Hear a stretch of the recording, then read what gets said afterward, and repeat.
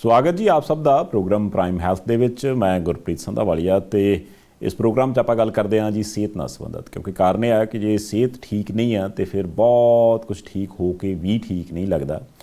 ਤੇ ਗੱਲ ਇਹ ਆ ਕਿ ਸਿਹਤ ਜਿਹੜੀ ਆਪਾਂ ਜਦੋਂ ਦਵਾਈਆਂ ਦੇ ਨਾਲ ਠੀਕ ਕਰਨ ਬਾਰੇ ਸੋਚਦੇ ਹਾਂ ਤੇ ਫਿਰ ਉਹ ਹੁੰਦੀ ਨਹੀਂ। ਇਸ ਕਰਕੇ ਦਵਾਈਆਂ ਤੋਂ ਬਿਨਾਂ ਜਿਹੜੀ ਸਿਹਤ ਆ ਉਹਨੂੰ ਕਿਵੇਂ ਤੰਦਰੁਸਤ ਰੱਖਿਆ ਜਾ ਸਕਦਾ, ਐਸੀਆਂ ਕਿਹੜੀਆਂ ਆਦਤਾਂ ਨੇ ਖਾਣ ਪੀਣ ਦੀਆਂ, ਉਹਨਾਂ ਨਾਲ ਰਿਲੇਟਡ ਆਪਾਂ ਗੱਲਾਂ ਬਾਤਾਂ ਕਰਦੇ ਹੁੰਦੇ। ਇਸੇ ਕਰਕੇ ਆਪਣੇ ਨਾਲ ਇਸ ਪ੍ਰੋਗਰਾਮ 'ਚ ਹੁੰਦੇ ਨੇ ਡਾਕਟਰ ਅਰੀਦਮਨ ਸਿੰਘ ਮਾਲ ਹੋ ਰਹੀ। ਆਪਾਂ ਸਵਾਗਤ ਕਰਦੇ ਹਾਂ ਡਾਕਟਰ ਸਾਹਿਬ, ਬਹੁਤ ਬਹੁਤ ਸਵਾਗਤ ਜੀ। ਸਤਿ ਸ਼੍ਰੀ ਅਕਾਲ। ਸਤਿ ਸ਼੍ਰੀ ਅਕਾਲ, ਸ਼ੁਕਰੀਆ, ਮਿਹਰਬਾਨੀ ਤੁਹਾਡੀ। ਡਾਕਟਰ ਸਾਹਿਬ ਗੱਲ ਇਹ ਆ ਕਿ ਨਿੱਕੀਆਂ ਨਿੱਕੀਆਂ ਗੱਲਾਂ ਮੈਂ ਜਿਹੜੀਆਂ ਮੇਰੇ ਪਰਿਵਾਰ ਦੇ ਮੈਂਬਰ ਸਾਡੇ ਤੱਕ ਪਹੁੰਚਾਉਂਦੇ ਨੇ, ਤੁਹਾਡੇ ਕੋਲੋਂ ਪੁੱਛ ਲੈਣਾ। ਤੁਸੀਂ ਬੜੀ ਡਿਟੇਲ 'ਚ ਉਹਦੇ ਬਾਰੇ ਇਨਫੋਰਮੇਸ਼ਨ ਦਿੰਦੇ ਹੋ, ਪਸੰਦ ਕੀਤੀ ਜਾਂਦੀ ਆ।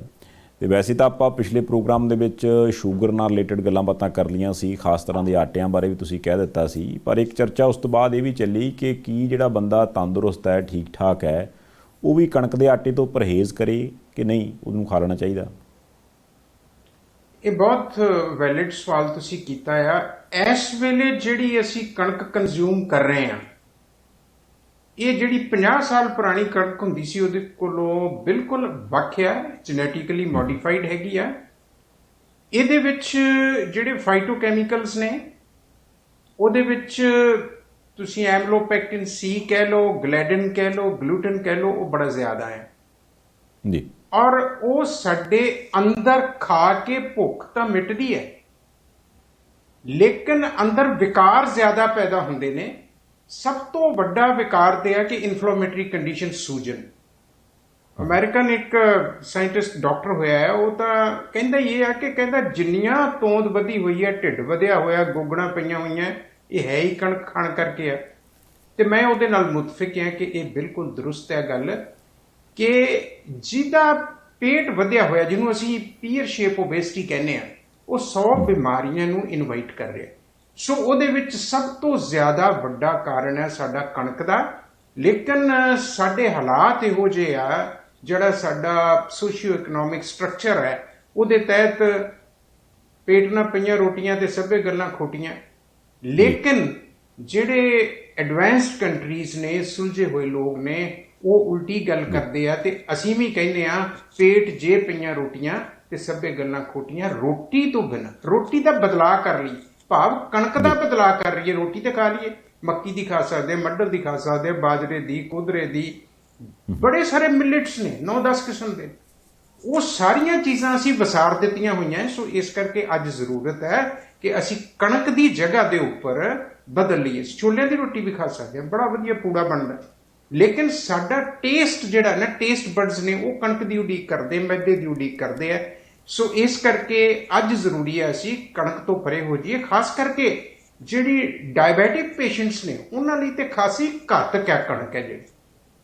ਸੋ ਪਿਛਲੀ ਵਾਰੀ ਵੀ ਅਸੀਂ ਗੱਲ ਕੀਤੀ ਸੀ ਕਿ ਕਣਕ, ਚੌਲ ਤੇ ਆਲੂ ਤੋਂ ਪਰਾਂ ਹੋ ਜਾਓ, ਤਾਂ ਕਣਕ ਪਹਿਲੇ ਨੰਬਰ ਤੇ ਆ। ਇਹਦੇ ਕੋਲੋਂ ਅੱਜ ਬਚਣ ਦੀ ਜ਼ਰੂਰਤ ਹੈ। ਜੇ ਅਸੀਂ ਕਣਕ ਦੀ ਪੂਰਤੀ ਕਿਸੇ ਹੋਰ ਅਨਾਜ ਤੋਂ ਕਰ ਲਈਏ ਤੇ ਉਹ ਬਹੁਤ ਚੰਗੀ ਗੱਲ ਹੈ। ਬਿਲਕੁਲ। ਪਰ ਆਹ ਤਿੰਨੇ ਚੀਜ਼ਾਂ ਜਿਹੜੀਆਂ ਮੇਰੇ ਖਿਆਲ ਨਾਲ, ਜੇ ਆਪਾਂ ਗੱਲ ਕਰੀਏ ਖਾਸ ਕਰਕੇ ਭਾਰਤੀ ਖਾਣਿਆਂ ਦੀ, ਤੇ ਉਹਦੇ ਵਿੱਚ ਤੇ ਬਹੁਤ ਬਹੁਤਾਤ ਆ। ਜੇ ਤੁਸੀਂ ਰੋਟੀ ਨਹੀਂ ਖਾਣੀ ਤੇ ਬ੍ਰੈਡ ਵਾਲੇ ਪਾਸੇ ਜਾ ਵੜੋਗੇ, ਬ੍ਰੈਡ ਵਾਲੇ ਪਾਸੇ ਨਹੀਂ ਤੇ ਮੈਦਾ, ਹੋਰ ਬਹੁਤ ਸਾਰੀਆਂ ਚੀਜ਼ਾਂ ਜਿਹੜੀਆਂ ਘੁੰਮ ਘੁਮਾ ਕੇ ਕਣਕ ਦੇ ਪ੍ਰੋਡਕਟਸ ਨੇ ਜਾਂ ਉਹ ਚੌਲਾਂ ਦੇ ਪ੍ਰੋਡਕਟਸ ਨੇ। ਤੇ ਜੇ ਬਿਲਕੁਲ ਹੀ ਆਪਾਂ ਕਿਸੇ ਪਾਸੇ ਚਲੇ ਜਾਈਏ ਤੇ ਬੰਦਾ ਕਹਿੰਦਾ ਨਹੀਂ ਨਹੀਂ, ਮੈਂ ਇਹਨੂੰ ਛੱਡ ਕੇ ਸਬਜ਼ੀ ਭਾਜੀ ਵਾਲੇ ਪਾਸੇ ਜਾਣਾ। ਤੇ ਫਿਰ ਆਲੂ ਕਿਹੜੀ ਸਬਜ਼ੀ 'ਚ ਨਹੀਂ ਪੈਂਦਾ ਜੀ, ਉਹ ਜਾਨ ਨਹੀਂ ਛੱਡਦਾ। ਇਹ ਤਿੰਨ ਚੀਜ਼ਾਂ ਘੁੰਮ ਘੁਮਾ ਕੇ ਕਿਸੇ ਨਾ ਕਿਸ ਤਰ੍ਹਾਂ ਸਾਡੇ ਖਾਣੇ 'ਚ ਆ ਹੀ ਜਾਂਦੀਆਂ। ਜੇ ਰੋਟੀ ਤੋਂ ਬਚਾਂਗੇ ਨਹੀਂ ਤੇ ਮੈਦਾ ਆ ਜਾਊਗਾ, ਮੈਦਾ ਨਹੀਂ ਤੇ ਫਿਰ ਬ੍ਰੈਡ ਵੱਲ ਚਲੇ ਜੂ, ਬੇਕਰੀ ਪ੍ਰੋਡਕਟਸ ਵੱਲ ਚਲੇ ਜਾਵਾਂਗੇ। ਚੌਲਾਂ ਦੇ ਵਿੱਚ ਵੀ ਸੇਮ ਹੀ ਗੱਲਬਾਤ ਆ। ਤੇ ਜੇ ਬੰਦਾ ਆਖੇ ਮੈਂ ਸਾਰਾ ਕੁਛ ਨਹੀਂ ਖਾਣਾ, ਮੈਂ ਆਲੂਆਂ ਤੋਂ ਬਚਣਾ ਤੇ ਮੈਂ ਸਬਜ਼ੀ ਭਾਜੀ ਖਾਊਂਗਾ, ਤੇ ਫਿਰ ਕਾਰਨ ਹੈ ਵੀ ਸਬਜ਼ੀ ਕੋਈ ਐਸੀ ਹੈ ਨਹੀਂ ਜਿਹਦੇ 'ਚ ਆਲੂ ਪੈਂਦਾ ਨਾ ਹੋਵੇ। ਬਸ ਭਿੰਡੀਆਂ ਨੂੰ ਛੱਡ ਕੇ ਕੋਈ ਬੰਦਾ ਜਾਵੇ ਤੇ ਜਾਵੇ ਕਿੱਥੇ, ਦੱਸੋ? ਤੇ ਜਿਹੜੇ ਤੰਦਰੁਸਤ ਲੋਕ ਨੇ, ਉਹਨਾਂ ਨੂੰ ਕੋਈ ਮਨਾਹੀ ਨਹੀਂ।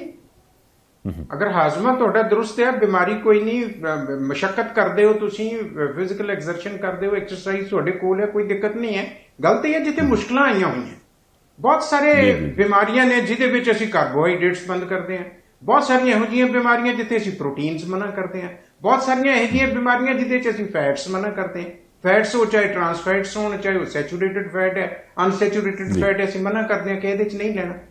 ਸੋ ਇਹ ਸਬਜੈਕਟਿਵ ਹੈ ਕਿ ਕਿੱਥੇ ਕਿਹੜੀ ਚੀਜ਼ ਨੂੰ ਬੰਦ ਕਰਨਾ ਆ। ਉਹ ਹਰ ਬੰਦੇ ਦੀ ਆਪਣਾ ਦੁੱਖ ਤਕਲੀਫ ਹੈ, ਔਰ ਕਿੱਥੇ ਉਹਦੇ ਡੂਜ਼ ਐਂਡ ਡੋਂਟਸ ਨੇ, ਕਿਹੜੀ ਚੀਜ਼ ਬੰਦ ਕਰਨੀ ਹੈ, ਕਿਹੜੀ ਚੀਜ਼ ਜ਼ਿਆਦਾ ਲੈਣੀ ਹੈ। ਜੇ ਅਸੀਂ ਡਾਇਬੀਟੀਜ਼ ਦੀ ਗੱਲ ਕਰੀਏ, ਇੱਥੇ ਅਸੀਂ ਕਾਰਬੋਹਾਈਡਰੇਟਸ ਕਰਟੇਲ ਕਰਨ ਨੂੰ ਕਹਿੰਦੇ ਆ, ਸਟਾਰਚ ਕਰਟੇਲ ਕਰਨ ਨੂੰ ਕਹਿੰਦੇ ਆ, ਮਿੱਠਾ ਤੇ ਕਰਨਾ ਹੀ ਹੁੰਦਾ ਹੈ। ਲੇਕਿਨ ਦੂਸਰੇ ਪਾਸੇ ਅਗਰ ਗਾਊਟ ਹੈ, ਫੋਰ ਐਗਜ਼ਾਮਪਲ ਤੁਹਾਡਾ ਯੂਰਿਕ ਐਸਿਡ ਵਧਿਆ ਹੋਇਆ ਹੈ, ਜਾਂ ਰੂਮੇਟੋਇਡ ਆਰਥਰਾਈਟਿਸ ਹੈ, ਉੱਥੇ ਅਸੀਂ ਪ੍ਰੋਟੀਨਸ ਬੰਦ ਕਰਨੇ ਆ, ਖਾਸ ਕਰਕੇ ਐਨੀਮਲ ਪ੍ਰੋਟੀਨਸ ਨੇ, ਆਰਗਨ ਪ੍ਰੋਟੀਨਸ ਨੇ, ਅਸੀਂ ਬੰਦ ਕਰਦੇ ਹਾਂ। ਇਸੇ ਤਰੀਕੇ ਨਾਲ ਜਿੱਥੇ ਮੋਟਾਪਾ ਆ, ਜਿੱਥੇ ਬਲੱਡ ਪ੍ਰੈਸ਼ਰ ਦੀਆਂ ਬਿਮਾਰੀਆਂ ਹੈ, ਲਿਪਿਡ ਪ੍ਰੋਫਾਈਲ ਤੁਹਾਡਾ ਵਿਗੜਿਆ ਹੋਇਆ, ਤੁਹਾਡਾ ਕੋਲੇਸਟ੍ਰੋਲ ਵਧਿਆ ਹੋਇਆ ਆ, ਗੁੱਡ ਕੋਲੇਸਟ੍ਰੋਲ ਜਿਹੜਾ ਆ ਉਹ ਤੁਹਾਡਾ ਘਟਿਆ ਹੋਇਆ, ਬੈਡ ਤੁਹਾਡਾ ਵਧਿਆ ਹੋਇਆ, ਉੱਥੇ ਅਸੀਂ ਫੈਟਸ ਕਿੰਨੇ ਸਾਰੀਆਂ ਬੰਦ ਕਰ। ਸੋ ਫੈਟਸ, ਪ੍ਰੋਟੀਨਸ ਤੇ ਕਾਰਬੋਹਾਈਡਰੇਟਸ ਵੱਖ-ਵੱਖ ਬਿਮਾਰੀਆਂ ਦੇ ਵਿੱਚ ਉਹਨਾਂ ਦੀਆਂ ਤੇ ਰੈਸਟ੍ਰਿਕਸ਼ਨਸ ਲੱਗੀਆਂ ਹੋਈਆਂ। ਲੇਕਿਨ ਜਿਹੜਾ ਬੰਦਾ ਤੰਦਰੁਸਤ ਹੈ, ਫਿਜ਼ੀਕਲ ਮੁਸ਼ੱਕਤ ਕਰਦਾ ਆ, ਉਹ ਠੀਕ ਹੈ, ਉਹ ਲੈ ਸਕਦਾ ਆਪਣੀ ਮਰਜ਼ੀ ਦੇ ਨਾਲ। ਖਾਣਾ ਜਿਹੜਾ ਆ ਜੀ ਉਹਨੂੰ ਪਚਾਉਣਾ ਜ਼ਰੂਰੀ ਹੈ। ਬਿਲਕੁਲ ਸਹੀ। ਡਾਕਟਰ ਸਾਹਿਬ, ਆ ਤੁਸੀਂ ਹੁਣੇ ਜ਼ਿਕਰ ਕੀਤਾ ਯੂਰਿਕ ਐਸਿਡ ਦਾ। ਇਹ ਯੂਰਿਕ ਐਸਿਡ ਇਹ ਥੋੜ੍ਹੇ ਚਿਰ ਪਹਿਲਾਂ ਤੋਂ ਚੱਲਦੀ ਚੀਜ਼ ਹੁਣ ਤੇ ਮੇਰਾ ਖਿਆਲ ਇੰਨੀ ਕੁ ਜ਼ਿਆਦਾ ਹੋ ਗਈ ਹੈ ਕਿ ਤੁਸੀਂ ਇੱਧਰ ਉੱਧਰ ਜਿੱਥੇ ਵੀ ਕਿਤੇ ਗੱਲ ਕਰੋ ਤੇ ਤੁਹਾਨੂੰ ਕੋਈ ਨਾ ਕੋਈ ਇਹਦੇ ਤੋਂ ਪੀੜਤ ਮਿਲ ਜਾਂਦਾ। ਤੇ ਕਿਹਾ ਇਹ ਜਾਂਦਾ ਵੀ ਉਹ ਨਾ ਐਸਿਡ ਬਣਨ ਲੱਗ ਪਿਆ, ਉਹ ਨਾ ਜੀ ਐਸਿਡ ਬਣਨ ਲੱਗ ਪਿਆ। ਉਹ ਫਿਰ ਡਾਕਟਰ ਕਹਿੰਦਾ ਵੀ ਤੇਰੇ ਅੰਦਰ ਐਸਿਡ ਬਣਦਾ। ਉਹ ਸਮਝ ਲੱਗੇ ਚਾਹੇ ਨਾ ਲੱਗੇ, ਪਰ ਘੁੰਮਦੇ ਘੁਮਾਉਂਦੇ ਸਾਨੂੰ ਉਹ ਐਸਿਡ ਸ਼ਬਦ ਤੇ ਸੁਣਨ ਲੱਗ ਪਿਆ। ਇਹ ਯੂਰਿਕ ਐਸਿਡ ਚੀਜ਼ ਕੀ ਆ ਤੇ ਤੰਗ ਕਿਵੇਂ ਕਰਦੀ ਹੈ ਜੀ? ਯੈਸ, ਇਹ ਯੂਰਿਕ ਐਸਿਡ ਚੀਜ਼ ਬੜੀ ਭਿਆਨਕ ਚੀਜ਼ ਹੈ। ਹੁੰਦਾ ਇਹ ਆ ਕਿ ਜਦੋਂ ਅਸੀਂ ਪ੍ਰੋਟੀਨ ਖਾਂਦੇ ਆ, ਖਾਸ ਕਿਸਮ ਦੀਆਂ ਪ੍ਰੋਟੀਨਸ ਵਾਲੀਆਂ ਜਿਹੜੀਆਂ ਸਾਡੇ ਕੋਲ ਸਬਜ਼ੀਆਂ, ਭਾਜੀਆਂ, ਮੀਟ, ਮੱਛੀ ਹੈ, ਉਹਦੇ ਵਿੱਚ ਪ੍ਰੋਟੀਨਸ ਹੁੰਦੇ ਨੇ ਜਿਹੜੇ ਕਿ ਯੂਰਿਕ ਐਸਿਡ ਨੂੰ ਵਧਾਉਂਦੇ ਆ। ਹੁਣ ਇੱਥੇ ਖਾਣ ਦੀ ਗੱਲ ਹੋਰ ਹੈ, ਇਹ ਆਟੋਇਮਿਊਨ ਪ੍ਰੋਬਲਮ ਹੈ। ਸਾਡੀਆਂ ਕਿਡਨੀਆਂ ਬੜੀਆਂ ਇੰਪੋਰਟੈਂਟ ਨੇ, ਉਹ ਜਵਾਬ ਦੇ ਜਾਂਦੀਆਂ ਵੀ ਮੈਂ ਯੂਰਿਕ ਐਸਿਡ ਨੂੰ ਨਹੀਂ ਜੇ ਬਾਹਰ ਕੱਢਣਾ, ਤੁਸੀਂ ਜੋ ਕਰਨਾ ਕਰ ਲਓ, ਬਾਕੀ ਮੈਂ ਸਾਰਾ ਕੁਝ ਕਰੂੰ, ਯੂਰਿਕ ਐਸਿਡ ਨੂੰ ਬਾਹਰ ਨਹੀਂ ਕੱਢਣਾ। ਸੋ ਉਹ ਫਿਲਟਰ ਨੇ। ਜਿੰਨੇ ਸਾਡੇ ਕੋਲ ਟੌਕਸਿਕ ਸਟਫ ਹੈ, ਜਿੰਨਾ ਸਾਡੇ ਕੋਲ ਵੇਸਟ ਪ੍ਰੋਡਕਟਸ ਨੇ ਜਿਹੜੇ ਬਾਡੀ ਤੋਂ ਬਾਹਰ ਜਾਣੇ ਹੁੰਦੇ ਆ, ਉਹਦੇ ਵਿੱਚ ਕਿਡਨੀਜ਼ ਦਾ ਬਹੁਤ ਵੱਡਾ ਕੰਮ ਹੈ। ਕਿਡਨੀ ਹੈ ਕੀ ਹੈ? ਫਿਲਟਰ ਹੈ। ਤੇ ਉਹ ਫਿਲਟਰ ਜਵਾਬ ਦੇ ਜੇ ਵੀ ਮੈਂ ਨਹੀਂ ਜੇ ਇਹਨੂੰ ਕੱਢਣਾ, ਪਿੱਛੋਂ ਮੋੜ ਦਿਓ ਇਹਨੂੰ। ਉਸ ਵੇਲੇ ਸਾਨੂੰ ਜਾਗਰੂਕ ਹੋਣਾ ਪੈਣਾ, ਭਈ ਇਹ ਜਿਹੜੀਆਂ ਪ੍ਰੋਟੀਨਸ ਨੇ, ਖਾਸ ਕਿਸਮ ਦੀਆਂ ਪ੍ਰੋਟੀਨਸ ਨੇ, ਪਾਰਟਿਕੂਲਰਲੀ ਐਨੀਮਲ ਪ੍ਰੋਟੀਨਸ, ਔਰ ਐਨੀਮਲ ਦੇ ਵਿੱਚ ਵੀ ਜਿਹੜੀਆਂ ਆਰਗਨ ਪ੍ਰੋਟੀਨਸ ਨੇ, ਉਹਨਾਂ ਦੇ ਵਿੱਚ ਪ੍ਰੋਟੀਨਸ ਜ਼ਿਆਦਾ ਹੁੰਦੇ ਆ ਜਿਹੜੇ ਕਿ ਰਿਸਪੌਂਸਿਬਲ ਨੇ ਯੂਰਿਕ ਐਸਿਡ ਬਣਾਉਣ ਦੇ ਲਈ। तो ਅਸੀਂ ਕੀ ਕਹਿੰਦੇ ਆ ਕਿ ਪ੍ਰੋਟੀਨਸ ਬਿਲਕੁਲ ਬੰਦ ਕਰ ਦਿਓ ਜੀ, ਚਾਹੇ ਉਹ ਕੋਈ ਸੋਰਸ ਹੈ, ਪ੍ਰੋਟੀਨ ਬੰਦ ਕਰੋ। ਮੂੰਗੀ ਮਸਰੀ ਦੀ ਦਾਲ ਲੈ ਲਓ, ਜਾਂ ਤੁਸੀਂ ਸਪਰਾਊਟਸ ਵਗੈਰਾ ਲੈ ਲਓ, ਮੂੰਗੀ ਦੇ ਲੈ ਲਓ। ਉੱਥੇ ਸਾਨੂੰ ਪ੍ਰੋਟੀਨਸ ਬੰਦ ਕਰਨੇ ਪੈਂਦੇ ਆ ਤਾਂ ਕਿ ਯੂਰਿਕ ਐਸਿਡ ਜ਼ਿਆਦਾ ਨਾ ਬਣੇ। ਪਹਿਲੀ ਗੱਲ ਇਹ ਹੈ। ਦੂਸਰੀ, ਜੇ ਯੂਰਿਕ ਐਸਿਡ ਹੁਣ ਜਿੰਨਾ ਬਣ ਵੀ ਗਿਆ ਆ, ਹੁਣ ਉਹ ਕਿਹੜੇ ਫੂਡ ਨੇ? ਇਸ ਕਹਿੰਦੇ let food be your medicine. ਫਿਰ ਕਿਹੜੀ ਮੈਡੀਸਨ ਹੋਈ? ਜਿੱਥੇ ਵੀ ਕਿਤੇ ਯੂਰਿਕ ਐਸਿਡ ਵੱਧਦਾ ਆ, ਉੱਥੇ ਅਸੀਂ ਬਾਡੀ ਦੇ ਵਿੱਚ ਮੈਲਿਕ ਐਸਿਡ ਪਾਉਣੇ। ਮੋਸਟਲੀ ਫਰੂਟਸ ਦੇ ਵਿੱਚੋਂ ਥੋੜਾ ਬਹੁਤ ਮਿਲ ਜਾਂਦਾ ਹੈ, ਲੇਕਿਨ ਸਭ ਤੋਂ ਵੱਧ ਹੈਗਾ ਐਪਲ ਦੇ ਵਿੱਚ। ਫਿਰ ਅਸੀਂ ਕਹਿੰਦੇ ਆ ਵੀ ਇੱਕ ਐਪਲ ਸਵੇਰੇ ਲੈ ਲਓ, ਇੱਕ ਸ਼ਾਮੀ ਲੈ ਲਓ, ਜਾਂ ਕਿਤੇ ਐਪਲ ਸਾਈਡਰ ਵੀ ਲੈ ਸਕਦੇ ਹੋ ਤੁਸੀਂ। ਜ਼ਿਆਦਾ ਐਸਿਡਿਕ ਅਗਰ ਨਹੀਂ ਹੈ ਬਾਡੀ ਤੁਹਾਡੀ ਤੇ ਉਹ ਵੀ ਲੈ ਸਕਦੇ ਹੋ। ਉਹ ਤੁਹਾਡੇ ਯੂਰਿਕ ਐਸਿਡ ਨੂੰ, ਜਿਹੜਾ ਕਿ ਬਲੱਡ ਸਟ੍ਰੀਮ 'ਚ ਚੱਲ ਰਿਹਾ ਆ, ਉਹਨੂੰ ਨਿਊਟਰਲ ਕਰੇਗਾ। ਸੋ ਇੱਕ ਪਾਸੇ ਤੁਸੀਂ ਪ੍ਰੋਟੀਨਸ ਜਿਹਨੇ ਯੂਰਿਕ ਐਸਿਡ ਬਣਾਉਣਾ ਉਹਨੂੰ ਬਲੌਕ ਕਰਤਾ, ਬੰਦ ਕਰ ਦਿੱਤਾ, ਪੂਰਾ ਪਰਹੇਜ਼। ਦੂਸਰੇ ਪਾਸੇ ਜਿੰਨਾ ਕੁ ਵੀ ਬਣਦਾ ਹੈ ਉਹ ਤੁਹਾਡੀ ਬਲੱਡ ਸਟ੍ਰੀਮ ਦੇ ਵਿੱਚ ਅਸੀਂ ਮੈਲਿਕ ਐਸਿਡ ਤੇ ਜ਼ੋਰ ਦੇਤਾ। ਇੱਕ ਸੇਬ ਸਵੇਰੇ ਖਾਓ, ਇੱਕ ਸ਼ਾਮੀ ਖਾਓ। ਸੇਬ ਦਾ ਮੁਰੱਬਾ ਵੀ ਖਾ ਸਕਦੇ ਹੋ। ਤੋ ਸੇਬ ਜਿਹੜਾ ਆ ਉਹਦੇ ਵਿੱਚ ਮੈਲਿਕ ਐਸਿਡ ਕਾਫੀ ਮਾਤਰਾ 'ਚ ਹੁੰਦਾ ਆ, ਜਿਹੜਾ ਕਿ ਯੂਰਿਕ ਐਸਿਡ ਨੂੰ ਨਿਊਟਰਲ ਕਰਨ ਦੇ ਕਾਬਿਲ ਹੁੰਦਾ। ਸੋ ਅਗਰ ਥੋੜਾ ਬਹੁਤ ਕਿਡਨੀ ਸਪੋਰਟ ਕਰੀ ਜਾਂਦੇ ਆ, ਉੱਥੇ ਫਿਰ ਅਸੀਂ ਕਹਿੰਦੇ ਪਾਣੀ ਥੋੜਾ ਜਿਹਾ ਵੱਧ ਪੀ ਲਓ। ਜਿੰਨਾ ਕਿ ਨਿਕਲਦਾ ਉਹਨਾਂ ਕੁ ਕਿਡਨੀ ਜਵਾਬ ਦੇਈ ਜਾਂਦੀ ਹੈ, ਲੇਕਿਨ 100% ਨਹੀਂ ਜਵਾਬ ਦਿੰਦੀ। ਕਿਤੇ 90%, ਕਿਤੇ 60, ਕਿਤੇ 50। ਜਿੰਨਾ ਵੀ ਕੰਮ ਕਰਦੀ ਹੈ, ਪਾਣੀ ਜ਼ਿਆਦਾ ਪੀਓ ਤਾਂ ਫਲਸ਼ ਆਊਟ ਹੋਵੇ। ਸੋ ਇਸ ਕਰਕੇ ਸਾਨੂੰ ਪ੍ਰੋਟੀਨਸ ਤੋਂ ਪਰਹੇਜ਼ ਕਰਨੇ ਹੁੰਦੇ ਆ, ਮੈਲਿਕ ਐਸਿਡ ਲੈਣਾ ਹੁੰਦਾ ਹੈ, ਸੇਬ ਹੈ, ਔਰ ਨਾਲ ਦੀ ਨਾਲ ਪਾਣੀ ਥੋੜਾ ਜਿਹਾ ਵਧਾ ਦਿਓ। ਜਿੰਨਾ ਵੀ ਕਿਡਨੀਸ ਕਰਨ ਦੇ ਕਾਬਿਲ ਹੈ ਉਹ ਕੱਢੀ ਜਾਵੇ, ਉੱਥੋਂ ਸਾਨੂੰ ਅਸੀਂ ਨਿਜਾਤ ਪਾ ਸਕਦੇ ਹਾਂ। ਅਦਰਵਾਈਜ਼ ਫਿਰ ਸਾਨੂੰ ਸਪੋਰਟ ਸਿਸਟਮ ਦੇਣਾ ਪੈਂਦਾ ਆ ਕਿ ਬਹੁਤ ਸਾਰੀਆਂ ਦਵਾਈਆਂ ਨੇ ਕਿ ਤੁਸੀਂ ਸਾਰੀ ਉਮਰ ਆਪਣਾ ਯੂਰਿਕ ਐਸਿਡ ਵਾਸਤੇ ਦਵਾਈ ਖਾਈ ਜਾਓ, ਕਿਉਂਕਿ ਕਿਡਨੀ ਦੇ ਹੱਥ ਖੜੇ ਕੀਤੇ ਹੋਏ ਆ, ਜਵਾਬ ਦਿੱਤਾ ਹੋਇਆ, ਮੁਸ਼ਕਲ ਆ ਜਾਂਦੀ ਹੈ। ਸੋ ਇਸ ਕਰਕੇ ਸਾਨੂੰ ਯੂਰਿਕ ਐਸਿਡ ਨੂੰ ਮੈਨੇਜ ਕਰਨਾ ਹੁੰਦਾ ਆ। ਲੇਕਿਨ ਜਦੋਂ ਕਿਤੇ ਯੂਰਿਕ ਐਸਿਡ ਵੱਧ ਜਾਏ ਤੇ ਉਹਦੀ ਪਛਾਣ ਕੀ ਹੈ ਬਹੁਤੀ ਵਾਰੀ ਸਾਨੂੰ ਪਤਾ ਹੀ ਨਹੀਂ ਲੱਗਦਾ।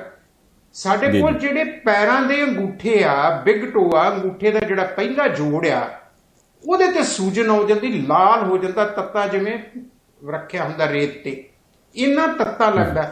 ਜਾਂ ਫਿਰ ਕਈ ਵਾਰੀ ਇਹ ਜੋ ਕਰੋਨਿਕ ਹੁੰਦਾ ਜਾਂਦਾ, ਫਿਰ ਤੁਹਾਡੇ ਗੋਡੇ ਮੋਢੇ ਸੌਫਟ ਟਿਸ਼ੂਜ਼, ਜਿੱਥੇ ਕਿਤੇ ਵੀ ਕੋਈ ਇੰਟਰਨਲ ਇੰਜਰੀ ਖਿੱਚ ਧੂ ਹੋ ਗਈ ਉੱਥੇ ਹੀ ਦਰਦਾਂ, ਪਾਸਾ ਪਰਤੋ ਤਾਂ ਵੀ ਦਰਦ ਹੈ। ਸੋ ਇਹ ਉਸ ਵੇਲੇ ਸਾਨੂੰ ਚੈੱਕ ਕਰਾ ਲੈਣਾ ਚਾਹੀਦਾ ਕਿ ਯੂਰਿਕ ਐਸਿਡ ਦੀ ਕੀ ਪੋਜੀਸ਼ਨ ਹੈ, ਔਰ ਉਹਦਾ ਬਣਦੇ ਪਰਹੇਜ਼ ਤੇ ਇਲਾਜ ਕਰ ਲੈਣੇ ਚਾਹੀਦੇ ਆ, ਤਾਂ ਕਿ ਉਹ ਸਾਡੇ ਬਹੁਤ ਸਾਰੇ ਵਾਈਟਲ ਆਰਗਨਸ ਨੂੰ, ਬਹੁਤ ਸਾਰੇ ਜੋੜਾਂ ਨੂੰ ਡੈਮੇਜ ਨਾ ਕਰ ਸਕੇ। ਅਦਰਵਾਈਜ਼ ਇਹਦੇ ਕੋਲ ਡੈਮੇਜ ਕਰਨ ਦੀ ਬਹੁਤ ਵੱਡੀ ਕਪੈਸਿਟੀ ਹੈ। ਇੱਕ ਚੀਜ਼ ਤੁਸੀਂ ਜ਼ਿਕਰ ਕੀਤਾ ਹੁਣੇ ਡਾਕਟਰ ਸਾਹਿਬ ਕਿ ਵੀ ਕਿਡਨੀਜ਼ ਜਿਹੜੀਆਂ ਨੇ ਉਹ ਫਲਸ਼ ਆਊਟ ਨਹੀਂ ਕਰਦੀਆਂ। ਇਹਦਾ ਮਤਲਬ ਇਹ ਥੋੜ੍ਹੀ ਜਿਹੀ ਮੈਨੂੰ ਇਹ ਚੀਜ਼ ਆਪਾਂ ਕਲੀਅਰ ਕਰ ਦਈਏ ਕਿ ਕਈਆਂ ਦੀਆਂ ਕਿਡਨੀਆਂ ਖਰਾਬ ਹੁੰਦੀਆਂ ਨੇ, ਆਪਾਂ ਉਸ ਪੇਸ਼ੈਂਟ ਦੀ ਗੱਲ ਕਰ ਰਹੇ ਹਾਂ, ਜਾਂ ਵੈਸੇ ਉਹਨੂੰ ਕੋਈ ਪ੍ਰੋਬਲਮ ਨਹੀਂ ਲੱਗਦੀ, ਰੈਗੂਲਰ ਉਹਨੂੰ ਲੱਗਦਾ ਕਿ ਸਾਰਾ ਕੁਝ ਸਹੀ ਚੱਲ ਰਿਹਾ, ਪਰ ਯੂਰਿਕ ਐਸਿਡ ਜਿਹੜਾ ਸਿਰਫ ਉਹੀ ਫਲਸ਼ ਆਊਟ ਨਹੀਂ ਹੁੰਦਾ ਬਾਡੀ ਚੋਂ? ਬਿਲਕੁਲ ਸਹੀ ਹੈ, ਬਾਕੀ ਸਾਰਾ ਕੁਝ ਕਿਡਨੀਜ਼ ਠੀਕ ਵਰਕ ਕਰਦੀ, ਜਿੰਨਾ ਵੀ ਤੁਸੀਂ ਉਹਦੇ ਟੈਸਟ ਵਗੈਰਾ ਕਰਾਓਗੇ ਨਾਰਮਲ ਆਉਣਗੇ। ਲੇਕਿਨ ਉਹਨੇ ਜਵਾਬ ਦਿੱਤਾ ਯੂਰਿਕ ਐਸਿਡ ਨੂੰ, ਮੈਂ ਯੂਰਿਕ ਐਸਿਡ ਨਹੀਂ ਉਹ ਬਾਹਰ ਕੱਢਣਾ। ਓਕੇ ਜੀ। ਸੋ ਇਸ ਕਰਕੇ ਇਹ ਜਿਹੜਾ ਯੂਰਿਕ ਐਸਿਡ ਦੇ ਕਰਕੇ ਜਿਹੜੀਆਂ ਦਰਦਾਂ ਨੇ, ਉਹਦੇ ਤਹਿਤ ਫਿਰ ਸਾਨੂੰ ਸਾਰੇ ਦੇ ਸਾਰੇ ਪਰਹੇਜ਼, ਸਾਰਾ ਦਾ ਸਾਰਾ ਘਰੇਲੂ ਇਲਾਜ ਕਰਨਾ ਪੈਂਦਾ ਹੈ। ਨਹੀਂ ਤੇ ਫਿਰ ਅਲਟੀਮੇਟਲੀ ਤੇ ਫਿਰ ਡਾਕਟਰ ਤੇ ਦਵਾਈਆਂ, ਉਹ ਤਾਂ ਸਾਰਾ ਕੁਝ ਹੈਗਾ ਹੀ ਹੈ ਜੀ। ਅੱਛਾ, ਇੱਕ ਚੀਜ਼ ਦੱਸਿਓ ਡਾਕਟਰ ਸਾਹਿਬ ਕਿ ਜਦੋਂ ਆਪਾਂ ਇਹ ਕਿਡਨੀ ਦੀ ਗੱਲ ਕਰਦੇ ਹਾਂ ਤੇ ਕਿਡਨੀ ਦੇ ਵਿੱਚ ਜਿਹੜੀਆਂ ਪੱਥਰੀਆਂ ਹੋ ਜਾਂਦੀਆਂ, ਇਹਦਾ ਕੋਈ ਖਾਸ ਕਾਰਨ ਵੀ ਖੁਰਾਕ ਨਾਲ ਜੁੜਿਆ ਜਾਂ ਕੋਈ ਹੋਰ ਕਾਰਨ ਹੁੰਦਾ ਜੀ? ਬਾਡੀ ਦੀ ਟੈਂਡੈਂਸੀ ਹੁੰਦੀ ਆ ਕਿ ਉਹ ਬਹੁਤ ਛੋਟੀਆਂ ਚੀਜ਼ਾਂ ਤੇ ਵੀ ਉੱਥੇ ਕੈਲਸ਼ੀਅਮ ਵੱਖ-ਵੱਖ ਤਰ੍ਹਾਂ ਦੇ ਹੁੰਦੇ ਆ, ਉਹ ਜਾ ਕੇ ਉੱਥੇ ਜਮ੍ਹਾਂ ਹੋਈ ਜਾਂਦੇ ਆ। ਜੀ। ਪਾਣੀ ਅਸੀਂ ਘੱਟ ਪੀਂਦੇ ਆ, ਜਦੋਂ ਅਸੀਂ ਪਾਣੀ ਘੱਟ ਪੀਂਦੇ ਆ ਤੇ ਫਿਰ ਕੀ ਹੁੰਦਾ ਹੈ ਕਿ ਉਹ ਸਲੋ ਐਕਸਕ੍ਰੀਸ਼ਨ ਦੇ ਹੋਣ ਦੇ ਕਰਕੇ ਜਿੰਨਾ ਵੀ ਸਾਡੇ ਕੋਲ ਸਟਰੀਮ ਦੇ ਵਿੱਚ ਇਹੋ ਜਿਹੀਆਂ ਚੀਜ਼ਾਂ ਆਉਂਦੀਆਂ ਜਿਹੜੇ ਡਿਪੋਜ਼ਿਟਸ ਕਰਦੀਆਂ, ਉਹਨੂੰ ਅਸੀਂ ਪੱਥਰੀ ਹੈ ਹੁੰਦਾ। ਉਹ ਕੈਲਸ਼ੀਅਮ ਹੀ ਇੱਕ ਕਿਸਮ ਦਾ, ਉਹ ਇਕੱਠਾ ਹੁੰਦਾ ਜਾਂਦਾ, ਜੁੜਦਾ ਜਾਂਦਾ, ਕਿਤੇ ਇੱਕ ਬਣ ਗਿਆ, ਕਿਤੇ ਮਲਟੀਪਲ ਬਣ ਗਿਆ, ਕਿਤੇ ਮੋਟਾ ਹੋ ਗਿਆ, ਉਹ ਪੱਥਰੀ। ਉਹ ਬਾਡੀ ਦੀ ਟੈਂਡੈਂਸੀ ਆ, ਬਾਡੀ ਆਪਣੇ ਆਪ ਨੂੰ ਆਪ ਹੀ ਡਿਪੋਜ਼ਿਟ ਕਰ ਰਹੀ ਹੈ। ਪਰ ਇੱਕ ਗੱਲ ਮੈਂ ਦੱਸਾਂ ਕਿ ਪਾਣੀ ਸਾਡੇ ਕੋਲ ਇਨਫ ਮਾਤਰਾ 'ਚ ਪੀਣਾ ਬਹੁਤ ਜ਼ਰੂਰੀ ਹੈ। ਉਹ ਚਾਹੇ ਤੁਹਾਡੇ ਕੋਲ ਸਟੋਨ ਬਣਦੇ ਹੋਣ ਜਾਂ ਨਾ ਬਣਦੇ ਹੋਣ, ਸਾਡੇ ਸਿਸਟਮ ਨੂੰ ਡੀਟੌਕਸੀਫਾਈ ਕਰਨ ਵਾਸਤੇ, ਐਕਸਕ੍ਰੀਟਰੀ ਸਿਸਟਮ ਨੂੰ ਐਫੀਸ਼ੀਐਂਟ ਕਰਨ ਵਾਸਤੇ ਸਾਨੂੰ ਇਨਫ ਪਾਣੀ ਲੈਣਾ। ਕੁਦਰਤ ਦੇ ਵਿੱਚ ਹੀ ਸਾਰੇ ਦਾ ਸਾਰਾ ਸਾਡੀ ਧਰਤੀ ਜਿਹੜੀ ਹੈ ਉਹਦੀ ਵਾਸ਼ਿੰਗ ਕਲੀਨਜ਼ਿੰਗ ਪਾਣੀ ਕਰਦਾ। ਇਸੇ ਤਰੀਕੇ ਦੇ ਨਾਲ ਜੋ ਬ੍ਰਹਿਮੰਡ ਹੈ ਸੋ ਹੀ ਪਿੰਡ ਹੈ। ਸਾਡੇ ਬਾਡੀ ਦੇ ਅੰਦਰ ਵੀ ਸਾਰੀ ਦੀ ਸਾਰੀ ਕਲੀਨਜ਼ਿੰਗ ਜਿਹੜੀ ਹੈ ਉਹ ਪਾਣੀ ਕਰਦਾ। ਸੋ ਇਸ ਕਰਕੇ ਪਾਣੀ ਤੋਂ ਕਦੇ ਪਰਹੇਜ਼ ਨਹੀਂ ਕਰਨਾ ਚਾਹੀਦਾ, ਸਾਨੂੰ ਜ਼ਿਆਦਾ ਤੋਂ ਜ਼ਿਆਦਾ ਪਾਣੀ ਪੀਣਾ ਚਾਹੀਦਾ, ਉਹ ਸਾਡੇ ਫਾਇਦੇ 'ਚ ਹੈ। ਅੱਛਾ, ਪਾਣੀ ਤੇ ਫੇਰ ਅਗਲੀ ਚਰਚਾ ਚੱਲ ਪਈ। ਅੱਜ ਕੱਲ੍ਹ ਇਹ ਬੜਾ ਕਿਹਾ ਜਾਂਦਾ ਕਿ ਜਿਹੜੇ ਆਪਾਂ ਵਾਟਰ ਫਿਲਟਰ ਲਾਉਂਦੇ ਆ ਘਰਾਂ 'ਚ, ਉਹਨਾਂ ਨਾਲ ਜਿਹੜਾ ਪਾਣੀ ਆਪਾਂ ਨੂੰ ਮਿਲਦਾ, ਰਿਵਰਸ ਔਸਮੋਸ ਜਿਹਨੂੰ ਆਪਾਂ ਕਹਿ ਦਿੰਦੇ RO ਸਿਸਟਮ, ਉਹ ਖਤਮ ਹੋਇਆ ਹੁੰਦਾ ਜੀ। ਉਹਦੇ ਵਿੱਚ ਤੇ ਕੁਝ ਹੁੰਦਾ ਹੀ ਨਹੀਂ, ਐਵੇਂ ਫੋਕ ਹੀ ਹੁੰਦਾ, ਉਹ ਆਪਾਂ ਨੂੰ ਨਹੀਂ ਪੀਣਾ ਚਾਹੀਦਾ। ਜਾਂ ਫਿਰ ਕੋਈ ਇਹ ਕਹਿੰਦਾ ਵੀ ਨਹੀਂ ਉਹ ਵਾਲਾ ਲਵਾਓ ਜਿਹਦੇ ਵਿੱਚ ਬਾਅਦ 'ਚੋਂ ਮਿਨਰਲਸ ਐਡ ਕਰਕੇ ਆਪਾਂ ਨੂੰ ਪਾਣੀ ਦਿੰਦਾ। ਇਹ ਫਿਲਟਰ ਵਾਲਾ ਪਾਣੀ ਕਿੰਨਾ ਕੁ ਚੰਗਾ ਜਾਂ ਕਿੰਨਾ ਕੁ ਮਾੜਾ, ਤੇ ਜੇ ਆਪਾਂ ਨੂੰ ਕੋਲੇ ਨਹੀਂ ਉਪਲਬਧ ਹੈਗਾ ਫਿਲਟਰ ਵਾਲਾ ਪਾਣੀ, ਤੇ ਜਿਹੜਾ ਆਪਾਂ ਜੇ ਦੂਸਰਾ ਪੀਂਦੇ ਤੇ ਉਹਦਾ ਕੋਈ ਫਾਇਦਾ ਨੁਕਸਾਨ? ਦੇਖੋ, ਤੁਹਾਡੇ ਕੋਲ ਕੈਨੇਡਾ ਵਰਗੇ ਮੁਲਕ ਨੇ, ਹਰ ਦਰਿਆ ਚੋਂ, ਹਰ ਝਰਨੇ ਚੋਂ, ਹਰ ਚਸ਼ਮੇ ਤੋਂ ਅੰਮ੍ਰਿਤ ਨਿਕਲਦਾ ਹੈ, ਔਰ ਉਹ ਪਾਣੀ ਬਹੁਤ ਅੱਛਾ ਹੈ। ਲੋਕ ਮਿਨਰਲ ਵਾਟਰ ਪੀਂਦੇ ਆ ਕਿ ਫਲਾਣੇ ਚਸ਼ਮੇ ਦਾ ਆ, ਫਲਾਣੇ ਝਰਨੇ ਦਾ, ਇਹ ਪਾਣੀ ਜਿਹੜਾ ਆ ਉਹ ਮਹਿੰਗਾ ਵਿਕਦਾ ਬੜਾ, ਉਹਦੇ 'ਚ ਕੁਝ ਐਡ ਨਹੀਂ ਕੀਤਾ ਹੁੰਦਾ, ਉਹ ਵੀ ਬੋਤਲਾਂ 'ਚ ਪੈ ਕੇ ਹੀ ਵਿਕਦਾ। ਦੂਸਰੇ ਪਾਸੇ ਸਾਡੇ ਕੋਲ ਜੋ ਪੰਜਾਬ ਦੀ ਹਾਲਤ ਹੋ ਗਈ ਹੈ, ਕਿੱਥੇ ਅਸੀਂ ਪੰਜਾਂ ਪਾਣੀਆਂ ਦੀ ਧਰਤੀ, 7 ਪਾਣੀਆਂ ਦੀ ਧਰਤੀ, ਕਿੱਥੇ ਅਸੀਂ ਪਾਣੀਆਂ ਤੋਂ ਜਾਣੇ ਜਾਂਦੇ ਸਾਂ, ਉਹੀ ਪਾਣੀ ਇੰਨਾ ਕੁ ਗੰਦਲਾ ਹੋ ਗਿਆ ਕਿ ਅਸੀਂ ਜਿੱਥੋਂ ਵੀ ਪਾਣੀ ਕੱਢਦੇ ਹਾਂ, ਨਾ ਅਸੀਂ ਨਹਿਰ ਦਾ ਤੇ ਖਾਲ ਦਾ ਪਾਣੀ ਪੀ ਸਕਦੇ ਹਾਂ, ਨਾ ਅਸੀਂ ਖੂਹ ਦਾ ਪਾਣੀ ਪੀ ਸਕਦੇ ਹਾਂ, ਨਾ ਅਸੀਂ ਨਲਕਿਆਂ ਦਾ ਪਾਣੀ ਪੀ ਸਕਦੇ ਹਾਂ। ਅਸੀਂ ਈਵਨ 300 ਫੁੱਟ ਵੀ ਥੱਲੇ ਚਲਾ ਗਿਆ, ਉਹ ਵੀ ਪਾਣੀ ਗੰਦਾ ਆ ਰਿਹਾ। ਸੋ ਇਹਨਾਂ ਹਾਲਾਤਾਂ ਦੇ ਤਹਿਤ ਫਿਰ ਅਸੀਂ ਕਹਿੰਦੇ ਹਾਂ ਕਿ ਮਿਨਰਲ ਵਾਟਰ ਲੈ ਲਓ। ਹੁਣ ਕੀਤਾ ਕੀ ਹੈ ਕਿ ਉਹ ਜਿਹੜੇ ਫਿਲਟਰ ਜਿਨ੍ਹਾਂ ਦੀ ਤੁਸੀਂ RO ਦੀ ਗੱਲ ਕੀਤੀ ਹੈ, ਹੁਣ ਤਾਂ ਹਰ ਇੰਸਟੀਟਿਊਸ਼ਨ ਦੇ ਵਿੱਚ ਸੈਂਟਰਲਾਈਜ਼ਡ RO ਲੱਗੇ ਹੋਏ ਨੇ, ਬੱਚਿਆਂ ਨੂੰ ਪਾਣੀ ਫਿਲਟਰ ਕਰਕੇ ਦਿੰਦੇ। ਹੁਣ ਉਹ ਹੈਵੀ ਮੈਟਲਸ ਨੂੰ ਕੱਢਦਾ ਹੋਇਆ, ਘਾਤਕ ਕੈਮੀਕਲਸ ਨੂੰ ਬਾਹਰ ਕਰਦਿਆਂ ਹੋਇਆ, ਜਿਹੜੇ ਚੰਗੇ ਮਿਨਰਲਸ ਨੇ ਜਿਹੜੇ ਸਾਡੀ ਬਾਡੀ ਨੂੰ ਚਾਹੀਦੇ ਆ, ਉਹਨਾਂ ਨੂੰ ਵੀ ਫਿਲਟਰ ਕਰ ਦਿੰਦਾ। ਸੋ ਉਹ ਫਿਰ ਮਿਨਰਲ ਵਾਟਰ ਤੇ ਨਾ ਹੋਇਆ, ਨਾ ਉਹਦਾ ਮਿਨਰਲ ਵਾਟਰ ਹੀ ਹੈ, ਸੋ ਉਹ ਫਿਲਟਰਡ ਵਾਟਰ ਤੇ ਹੈਗਾ, ਮਿਨਰਲ ਵਾਟਰ ਨਹੀਂ ਹੋਇਆ, ਕਿਉਂਕਿ ਉਹਨੇ ਹੈਵੀ ਮੈਟਲਸ ਨੂੰ ਤੇ ਘਾਤਕ ਜਿਹੜੇ ਖਣਿਜ ਨੇ ਉਹਨਾਂ ਨੂੰ ਬਾਹਰ ਕੱਢਦਿਆਂ ਹੋਇਆਂ ਜਿਹੜੇ ਸਾਡੇ ਫਰੈਂਡਲੀ ਖਣਿਜ ਨੇ, ਸਾਡੇ ਜਿਹੜੇ ਦੋਸਤ ਨੇ, ਉਹਨਾਂ ਨੂੰ ਵੀ ਉਹ ਫਿਲਟਰ ਕਰ ਦਿੰਦਾ ਹੈ, ਜਿਹਦੇ ਕਰਕੇ ਸਾਨੂੰ ਕੁਦਰਤ ਤੋਂ ਮਿਲਣ ਵਾਲੇ ਬਹੁਤ ਸਾਰੇ ਇੰਪੋਰਟੈਂਟ ਖਣਿਜ ਨੇ ਜਿਹੜੇ ਉਹ ਨਹੀਂ ਮਿਲ ਪਾਉਂਦੇ। ਲੇਕਿਨ ਮਜਬੂਰੀਆਂ ਨੇ, ਹੁਣ ਕੀਤਾ ਕੀ ਜਾਵੇ, ਸਾਨੂੰ ਪਾਣੀ ਕਿਤੋਂ ਚੰਗਾ ਮਿਲਦਾ ਹੀ ਨਹੀਂ। ਜੇ ਅਸੀਂ 600 ਫੁੱਟ ਸਰਕਾਰ ਨੇ ਬੰਬੀਆਂ ਲਾਈਆਂ ਹੋਈਆਂ, ਟੈਂਕੀਆਂ ਬਣਾਈਆਂ ਹੋਈਆਂ, ਉਹ ਜਿੰਨਾ ਪਾਈਪਾਂ ਦੇ ਵਿੱਚੋਂ ਦੀ ਲੰਘ ਕੇ ਆਉਂਦਾ ਹੈ ਜਾਂ ਉਹਦੀ ਡਿਸਪੈਂਸੇਸ਼ਨ ਹੁੰਦੀ ਹੈ, ਉਹ ਬੜੀ ਜਗ੍ਹਾ ਤੇ ਪੰਕਚਰ ਆ, ਉਹ ਗੰਦਾ ਪਾਣੀ ਵੀ ਵਿੱਚ ਹੀ ਰਲਾ ਕੇ ਦੇਈ ਜਾਂਦੇ। ਸੋ ਇਹ ਸਾਡੇ ਕੋਲ ਸਿਸਟਮ ਇਸ ਤਰ੍ਹਾਂ ਦਾ ਹੈ ਕਿ ਉੱਥੇ ਸਾਡੀਆਂ ਮਜਬੂਰੀਆਂ, ਫਿਰ ਅਸੀਂ ਫਿਲਟਰਡ ਵਾਟਰ ਵੱਲ ਪੈ ਗਏ ਹਾਂ, ਆਰਓ ਵੱਲ ਪੈ ਗਏ ਹਾਂ, ਉਹਦੇ ਵਿੱਚ ਫਿਰ ਅਸੀਂ ਵੱਖਰੇ ਮਿਨਰਲ ਪਾਉਣ ਦੇ ਲਈ ਕਈ ਕੁਝ ਗੱਲਾਂ ਕਰਦੇ ਹਾਂ। ਲੇਕਿਨ ਮੈਂ ਇੱਕ ਗੱਲ ਕਹਾਂਗਾ ਕਿ ਤੁਸੀਂ ਮਿਨਰਲ ਵਾਟਰ ਆਪਣੇ ਘਰੇ ਬਣਾ ਸਕਦੇ ਹੋ। ਤੁਸੀਂ ਆਰਓ ਲਾਇਆ ਹੋਇਆ, ਅਸੀਂ ਆਖਿਆ ਇਹਦੇ ਵਿੱਚ ਚੰਗੇ ਖਣਿਜ ਤਾਂ ਕੱਢ ਦਿੱਤੇ, ਲੇਕਿਨ ਉਸੇ ਵਿੱਚ ਹੀ ਜੇ ਅਗਰ ਤੁਸੀਂ ਕੁਝ ਨਹੀਂ, ਥੋੜਾ ਜਿਹਾ ਖੀਰਾ ਕੱਟ ਕੇ ਸਲਾਈਸਿਸ ਪਾ ਦਿਓ, ਕਿਤੇ ਥੋੜਾ ਜਿਹਾ ਨਿੰਬੂ ਪਾ ਦਿਓ, ਪੁਦੀਨਾ ਤੁਲਸੀ ਪਾ ਦਿਓ, ਉਹਨਾਂ ਨੂੰ ਪਏ ਰਹਿਣ ਦਿਓ, ਤੁਸੀਂ ਉਹਨੂੰ 12 ਘੰਟੇ 18 ਘੰਟੇ ਪਏ ਰਹਿਣ ਦਿਓ, ਉਹ ਰਹਿਣਗੇ ਐਸ ਸੱਚ, ਉਹ ਤੁਹਾਡੇ ਕੋਲ ਬਹੁਤ ਸਾਰੇ ਮਿਨਰਲ ਦੀ ਪੂਰਤੀ ਕਰ ਦਿੰਦਾ ਹੈ। ਸੋ ਘਰ ਬਣਾਇਆ ਹੋਇਆ ਮਿਨਰਲ ਵਾਟਰ ਜਿਹੜਾ ਹੈਗਾ ਉਹ ਆਰਓ ਚੋਂ ਤੁਸੀਂ ਕੱਢ ਲਿਆ, ਲੇਕਿਨ ਜੇ ਤੁਸੀਂ ਉਹਦੇ ਵਿੱਚ ਆ 2-3-4 ਚੀਜ਼ਾਂ ਪਾ ਦਿਓਗੇ ਤਾਂ ਉਹ ਤੁਹਾਡਾ ਮਿਨਰਲ ਵਾਟਰ ਹੋ ਗਿਆ, ਜਿਹੜਾ ਕਿ ਬੜਾ ਸਿਹਤ ਦੇ ਲਈ ਮੁਫੀਦ ਹੈ। ਬਿਲਕੁਲ ਸਹੀ। ਅੱਛਾ, ਇੱਕ ਚੀਜ਼ ਦੱਸਿਓ ਡਾਕਟਰ ਸਾਹਿਬ, ਕੋਲੇਸਟਰੋਲ ਦੀ ਗੱਲ ਬੜੀ ਵਾਰ ਚਰਚਾ 'ਚ ਆਉਂਦੀ ਆ ਕਿ ਫਲਾਨਾ ਬੰਦਾ ਜੀ ਉਹਨੂੰ ਕੋਲੇਸਟਰੋਲ ਦੀ ਪ੍ਰੋਬਲਮ ਹੋ ਗਈ, ਇਹ ਜੀ ਫਲਾਨਾ ਬੰਦਾ ਡਾਕਟਰ ਨੇ ਕਿਹਾ ਵੀ ਉਹ ਇਹ ਤਾਂ ਹੁਣ ਕੋਲੇਸਟਰੋਲ ਦੀ ਪ੍ਰੋਬਲਮ ਸ਼ੁਰੂ ਹੋ ਗਈ। ਇਹ ਕੋਲੇਸਟਰੋਲ ਜਦੋਂ ਆਪਾਂ ਗੱਲ ਸੁਣਦੇ ਹਾਂ ਫਿਰ ਇਹਦੇ ਨਾਲ ਦੋ ਚੀਜ਼ਾਂ ਚੱਲਣ ਲੱਗ ਪੈਂਦੀਆਂ, ਉਹ ਕਹਿੰਦੇ ਵੀ ਇਹ ਚੰਗਾ ਵੀ ਹੁੰਦਾ ਮਾੜਾ ਵੀ ਹੁੰਦਾ। ਪਹਿਲਾਂ ਤਾਂ ਇਹ ਚੀਜ਼ ਕੀ ਆ ਅਤੇ ਚੰਗੇ ਮਾੜੇ ਦਾ ਫਾਇਦਾ ਨੁਕਸਾਨ ਕੀ, ਇਹ ਸਮਝਾਓ, ਅਤੇ ਜੇ ਵਾਧਾ ਘਟਦਾ ਤਾਂ ਉਹਦੇ ਪਿੱਛੇ ਫਿਰ ਕੀ ਹੱਲ ਕਰੀਏ? ਇਹ ਸਾਡੇ ਖੂਨ ਦੇ ਵਿੱਚ ਫੈਟ ਦੀ ਮਾਤਰਾ ਵਧਣੀ, ਤੇ ਉਸ ਤੋਂ ਵੀ ਅਗਲੀ ਗੱਲ ਆ ਕਿ ਸਾਡੀਆਂ ਬਲੱਡ ਵੈਸਲਸ ਦੇ ਵਿੱਚ, ਈਵਨ ਸਾਡੇ ਵਾਈਟਲਸ ਦੇ ਵਿੱਚ ਉਹਦਾ ਜਮਾ ਹੋ ਜਾਣਾ। ਬਹੁਤ ਵਾਰੀ ਇਹ ਗੱਲ ਤੇ ਤੁਸੀਂ ਸੁਣਦੇ ਹੋ, fatty liver, fatty liver, fatty liver ਜੀ। ਉਹ ਲਿਵਰ ਜਿਹੜਾ ਹੈਗਾ ਆ ਉਹਦੇ ਚ 5-7-10% ਤਾਂ ਉਹ ਫੈਟ ਆਪਣੇ ਅੰਦਰ ਰੱਖਦਾ ਹੈ। ਅਗਰ ਇਸ ਤੋਂ ਵੀ ਵੱਧ ਜਾਏ ਤੇ ਫਿਰ ਉਹਦੀ ਫੰਕਸ਼ਨਿੰਗ ਦੇ ਉੱਤੇ ਮਾੜਾ ਅਸਰ ਪੈਂਦਾ, ਫਿਰ ਅਸੀਂ ਫੈਟੀ ਲਿਵਰ ਕਹਿੰਦੇ ਹਾਂ। ਉਹ ਫੈਟੀ ਲਿਵਰ ਦਾ ਫਿਰ ਸਾਨੂੰ ਅੱਗੇ ਜਾ ਕੇ ਪ੍ਰਬੰਧ ਕਰਨਾ ਪੈਂਦਾ। ਇਸੇ ਤਰੀਕੇ ਦੇ ਨਾਲ ਲਗਾਤਾਰ ਜਦੋਂ ਫੈਟਸ ਸਾਡੇ ਕੋਲ ਚੱਲਦੀਆਂ, ਖਾਸ ਕਰਕੇ ਜਿਹੜੀਆਂ ਸੈਚੂਰੇਟਿਡ ਫੈਟਸ ਨੇ, ਟਰਾਂਸ ਫੈਟਸ ਨੇ, ਟਰਾਂਸ ਫੈਟ ਅਸੀਂ ਉਹਨੂੰ ਕਹਿ ਲਓ ਸਮਝਣ ਵਾਸਤੇ ਦੇਸੀ ਤਰੀਕੇ ਦੇ ਨਾਲ, ਜਿਹੜੇ ਤੇਲ ਤੇ ਘਿਓ ਦੇ ਵਿੱਚੋਂ ਧੂਆਂ ਨਿਕਲ ਗਿਆ, ਉਹ ਡੀਪ ਫਰਾਈ ਕਹਿ ਲਓ, ਸ਼ੈਲੋ ਫਰਾਈ ਕਹਿ ਲਓ, ਧੂਆਂ ਨਿਕਲ ਗਿਆ, ਉਹ ਟਰਾਂਸ ਫੈਟ, ਉਹ ਸਭ ਤੋਂ ਔਖਾ ਡਾਈਜੈਸਟ ਉਹ ਹੁੰਦਾ ਹੈ। ਸੈਚੂਰੇਟਿਡ ਫੈਟ ਉਹ ਆ ਜਿਹੜਾ ਸਾਡੀਆਂ ਧਮਨੀਆਂ ਦੇ ਵਿੱਚ, ਬਲੱਡ ਵੈਸਲਸ ਦੇ ਵਿੱਚ ਜਮਾ ਕਰਦਾ ਹੈ। ਸੋ ਇਹ ਹੁੰਦਾ ਕੀ ਹੈ ਕਿ ਫੈਟ ਅੰਦਰ ਜੰਮੀ ਹੋਈ ਹੈ, ਨਾਲੀ ਦੇ ਵਿੱਚ ਅੰਦਰਲੀ ਸਾਈਡ ਤੇ ਉਹਦੇ ਚ ਜਮਾ ਆ, ਫਿਰ ਜਿਉਂ-ਜਿਉਂ ਫੈਟ ਨਿਕਲਦੀ ਆ ਉਹ ਉਹਦੇ ਆਲੇ ਦੁਆਲੇ ਇਕੱਠੀ ਹੁੰਦੀ ਜਾਂਦੀ ਹੈ, ਉਹਦਾ ਘੇਰਾ ਛੋਟਾ ਹੁੰਦਾ ਜਾਂਦਾ ਹੈ। ਜਦੋਂ ਘੇਰਾ ਛੋਟਾ ਹੁੰਦਾ ਜਾਂਦਾ ਹੈ, ਉਹ ਸਾਡੇ ਹਾਰਟ ਦੇ ਉੱਤੇ ਵੀ ਦਬਾਅ ਪੈਂਦਾ, ਉਹਨੂੰ ਜ਼ਿਆਦਾ ਪ੍ਰੈਸ਼ਰ ਮਾਰਨਾ ਪੈਂਦਾ ਹੈ, ਤੇ ਕਿਸੇ ਵੇਲੇ ਉਹ ਤਰਦੀ ਫੈਟ ਸਾਡੀਆਂ ਬਲੱਡ ਵੈਸਲਸ ਦੇ ਵਿੱਚੋਂ ਦੀ ਅੱਗੇ ਚਲੀ ਜਾਂਦੀ ਹੈ ਤੇ ਹਾਰਟ ਦੇ ਵਿੱਚ ਬਲੌਕ ਵੀ ਕਰ ਦਿੰਦੀ ਹੈ। ਸੋ ਇਸ ਕਰਕੇ ਇਹ ਜਿਹੜੀਆਂ ਫੈਟਸ ਨੇ, ਇਹਨਾਂ ਦੇ ਪ੍ਰਤੀ ਸਾਨੂੰ ਜਾਗਰੂਕ ਰਹਿਣਾ ਚਾਹੀਦਾ ਹੈ। ਜਿਨ੍ਹਾਂ ਦਾ ਬਲੱਡ ਪ੍ਰੈਸ਼ਰ ਵੱਧਦਾ ਹੈ ਤੇ ਲਗਾਤਾਰ ਵਧਿਆ ਰਹਿੰਦਾ ਹੈ, ਬਲੱਡ ਪ੍ਰੈਸ਼ਰ ਤਾਂ ਸਟ੍ਰੈਸ, ਸਟ੍ਰੇਨ, ਐਂਗਜ਼ਾਇਟੀ ਕਰਕੇ ਵੀ ਵੱਧ ਜਾਂਦਾ ਹੈ ਤੇ ਲਗਾਤਾਰ ਵਧਿਆ ਰਹਿੰਦਾ ਹੈ, ਉਹਦੇ ਸਾਈਕਿਕ ਰੀਜ਼ਨਸ ਵੀ ਹੁੰਦੇ ਆ ਤੇ ਸੋਮੈਟਿਕ ਰੀਜ਼ਨਸ ਵੀ ਹੁੰਦੇ ਆ। ਸਾਈਕਿਕ ਰੀਜ਼ਨ ਦਾ ਮਤਲਬ ਹੈ ਕਿ ਮਨੋਵਿਗਿਆਨਕ ਕਾਰਨ ਨੇ, ਮਾਨਸਿਕ ਕਾਰਨ ਨੇ, ਮਾਨਸਿਕ ਤਣਾਅ ਹੋ ਸਕਦਾ ਹੈ। ਸੋ ਸਟ੍ਰੈਸ, ਸਟ੍ਰੇਨ ਹੈ, ਐਂਗਜ਼ਾਇਟੀ ਆ, ਫੀਅਰ ਹੈ, ਫੋਬੀਆ ਹੈ, ਡਿਪਰੈਸ਼ਨ ਹੈ, ਉਦਾਸੀ ਜਿਹਨੂੰ ਕਹਿੰਦੇ ਆ, ਉਦਾਸੀਨਤਾ ਕਹਿ ਲਓ, ਕਚਾ ਰਹਿਣਾ, ਤਣਾਅ ਰਹਿਣਾ, ਇਹ ਸਾਰੀਆਂ ਦੀਆਂ ਸਾਰੀਆਂ ਚੀਜ਼ਾਂ ਤੁਹਾਡੇ ਕੋਲ ਹਾਰਟ ਦੇ ਉੱਤੇ ਜ਼ੋਰ ਪਾਉਂਦੀਆਂ, ਜਿਹਦੇ ਕਰਕੇ ਬਲੱਡ ਪ੍ਰੈਸ਼ਰ ਵੱਧ ਜਾਂਦਾ ਹੈ। ਲੇਕਿਨ ਜਿਹੜੇ ਸੋਮੈਟਿਕ ਰੀਜ਼ਨਸ ਨੇ, ਉਹਦੇ ਵਿੱਚ ਹੁੰਦਾ ਕਿ ਕੋਲੇਸਟ੍ਰੋਲ ਵਧਿਆ ਹੋਇਆ ਹੈ, ਮਤਲਬ ਖੂਨ ਦੇ ਵਿੱਚ ਫੈਟ ਦੀ ਮਾਤਰਾ ਵਧੀ ਹੋਈ ਹੈ, ਜਾਂ ਫਿਰ ਉਸੇ ਹੀ ਹੈਡ ਦੇ ਅੰਦਰ ਚਲੇ ਜਾਓ, ਟ੍ਰਾਈਗਲਿਸਰਾਈਡਸ ਨੇ।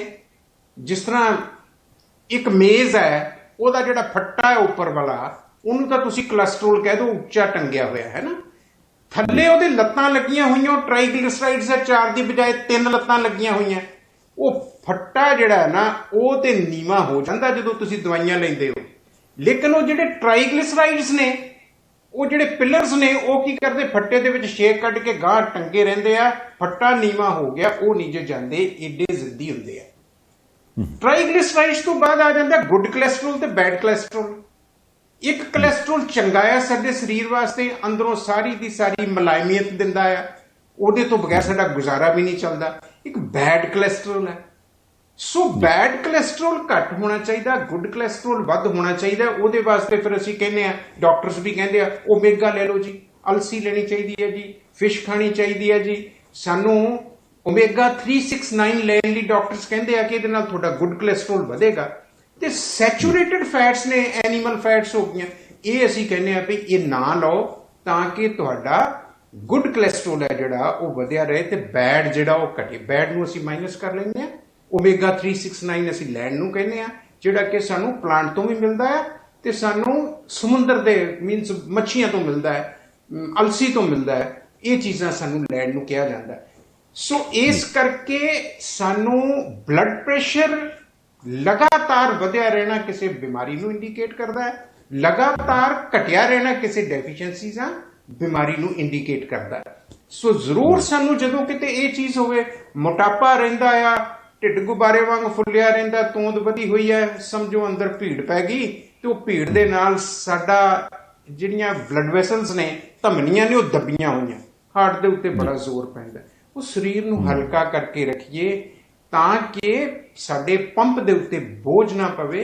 ਸੋ ਇਹਨਾਂ ਚੀਜ਼ਾਂ ਦਾ ਸਾਨੂੰ ਸ਼ੁਰੂ 'ਚ ਖਿਆਲ ਰੱਖਣਾ ਚਾਹੀਦਾ। ਤਾਂ ਹੀ ਅਸੀਂ ਕਹਿੰਦੇ ਹਾਂ ਕਿ ਜੀਵਨ ਸ਼ੈਲੀ ਬਦਲੋ, ਲਾਈਫ ਸਟਾਈਲ ਚੇਂਜ ਕਰੋ, let food be your medicine.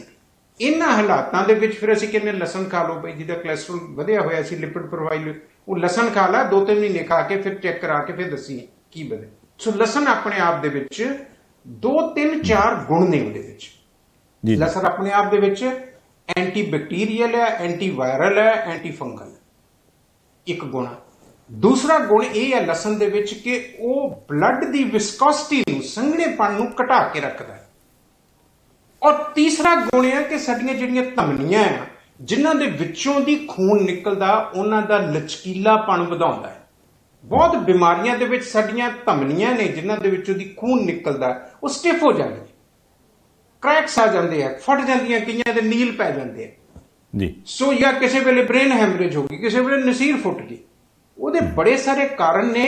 Acid body ਦੇ ਵਿੱਚ ਉਹਨਾਂ ਦੇ ਵਿੱਚ ਸਟਿਫਨੈਸ ਲੈ ਕੇ ਆਉਂਦਾ, ਫਿਰ ਜਦੋਂ ਪ੍ਰੈਸ਼ਰ ਪੈਂਦਾ ਫਟਦੀਆਂ ਨੇ।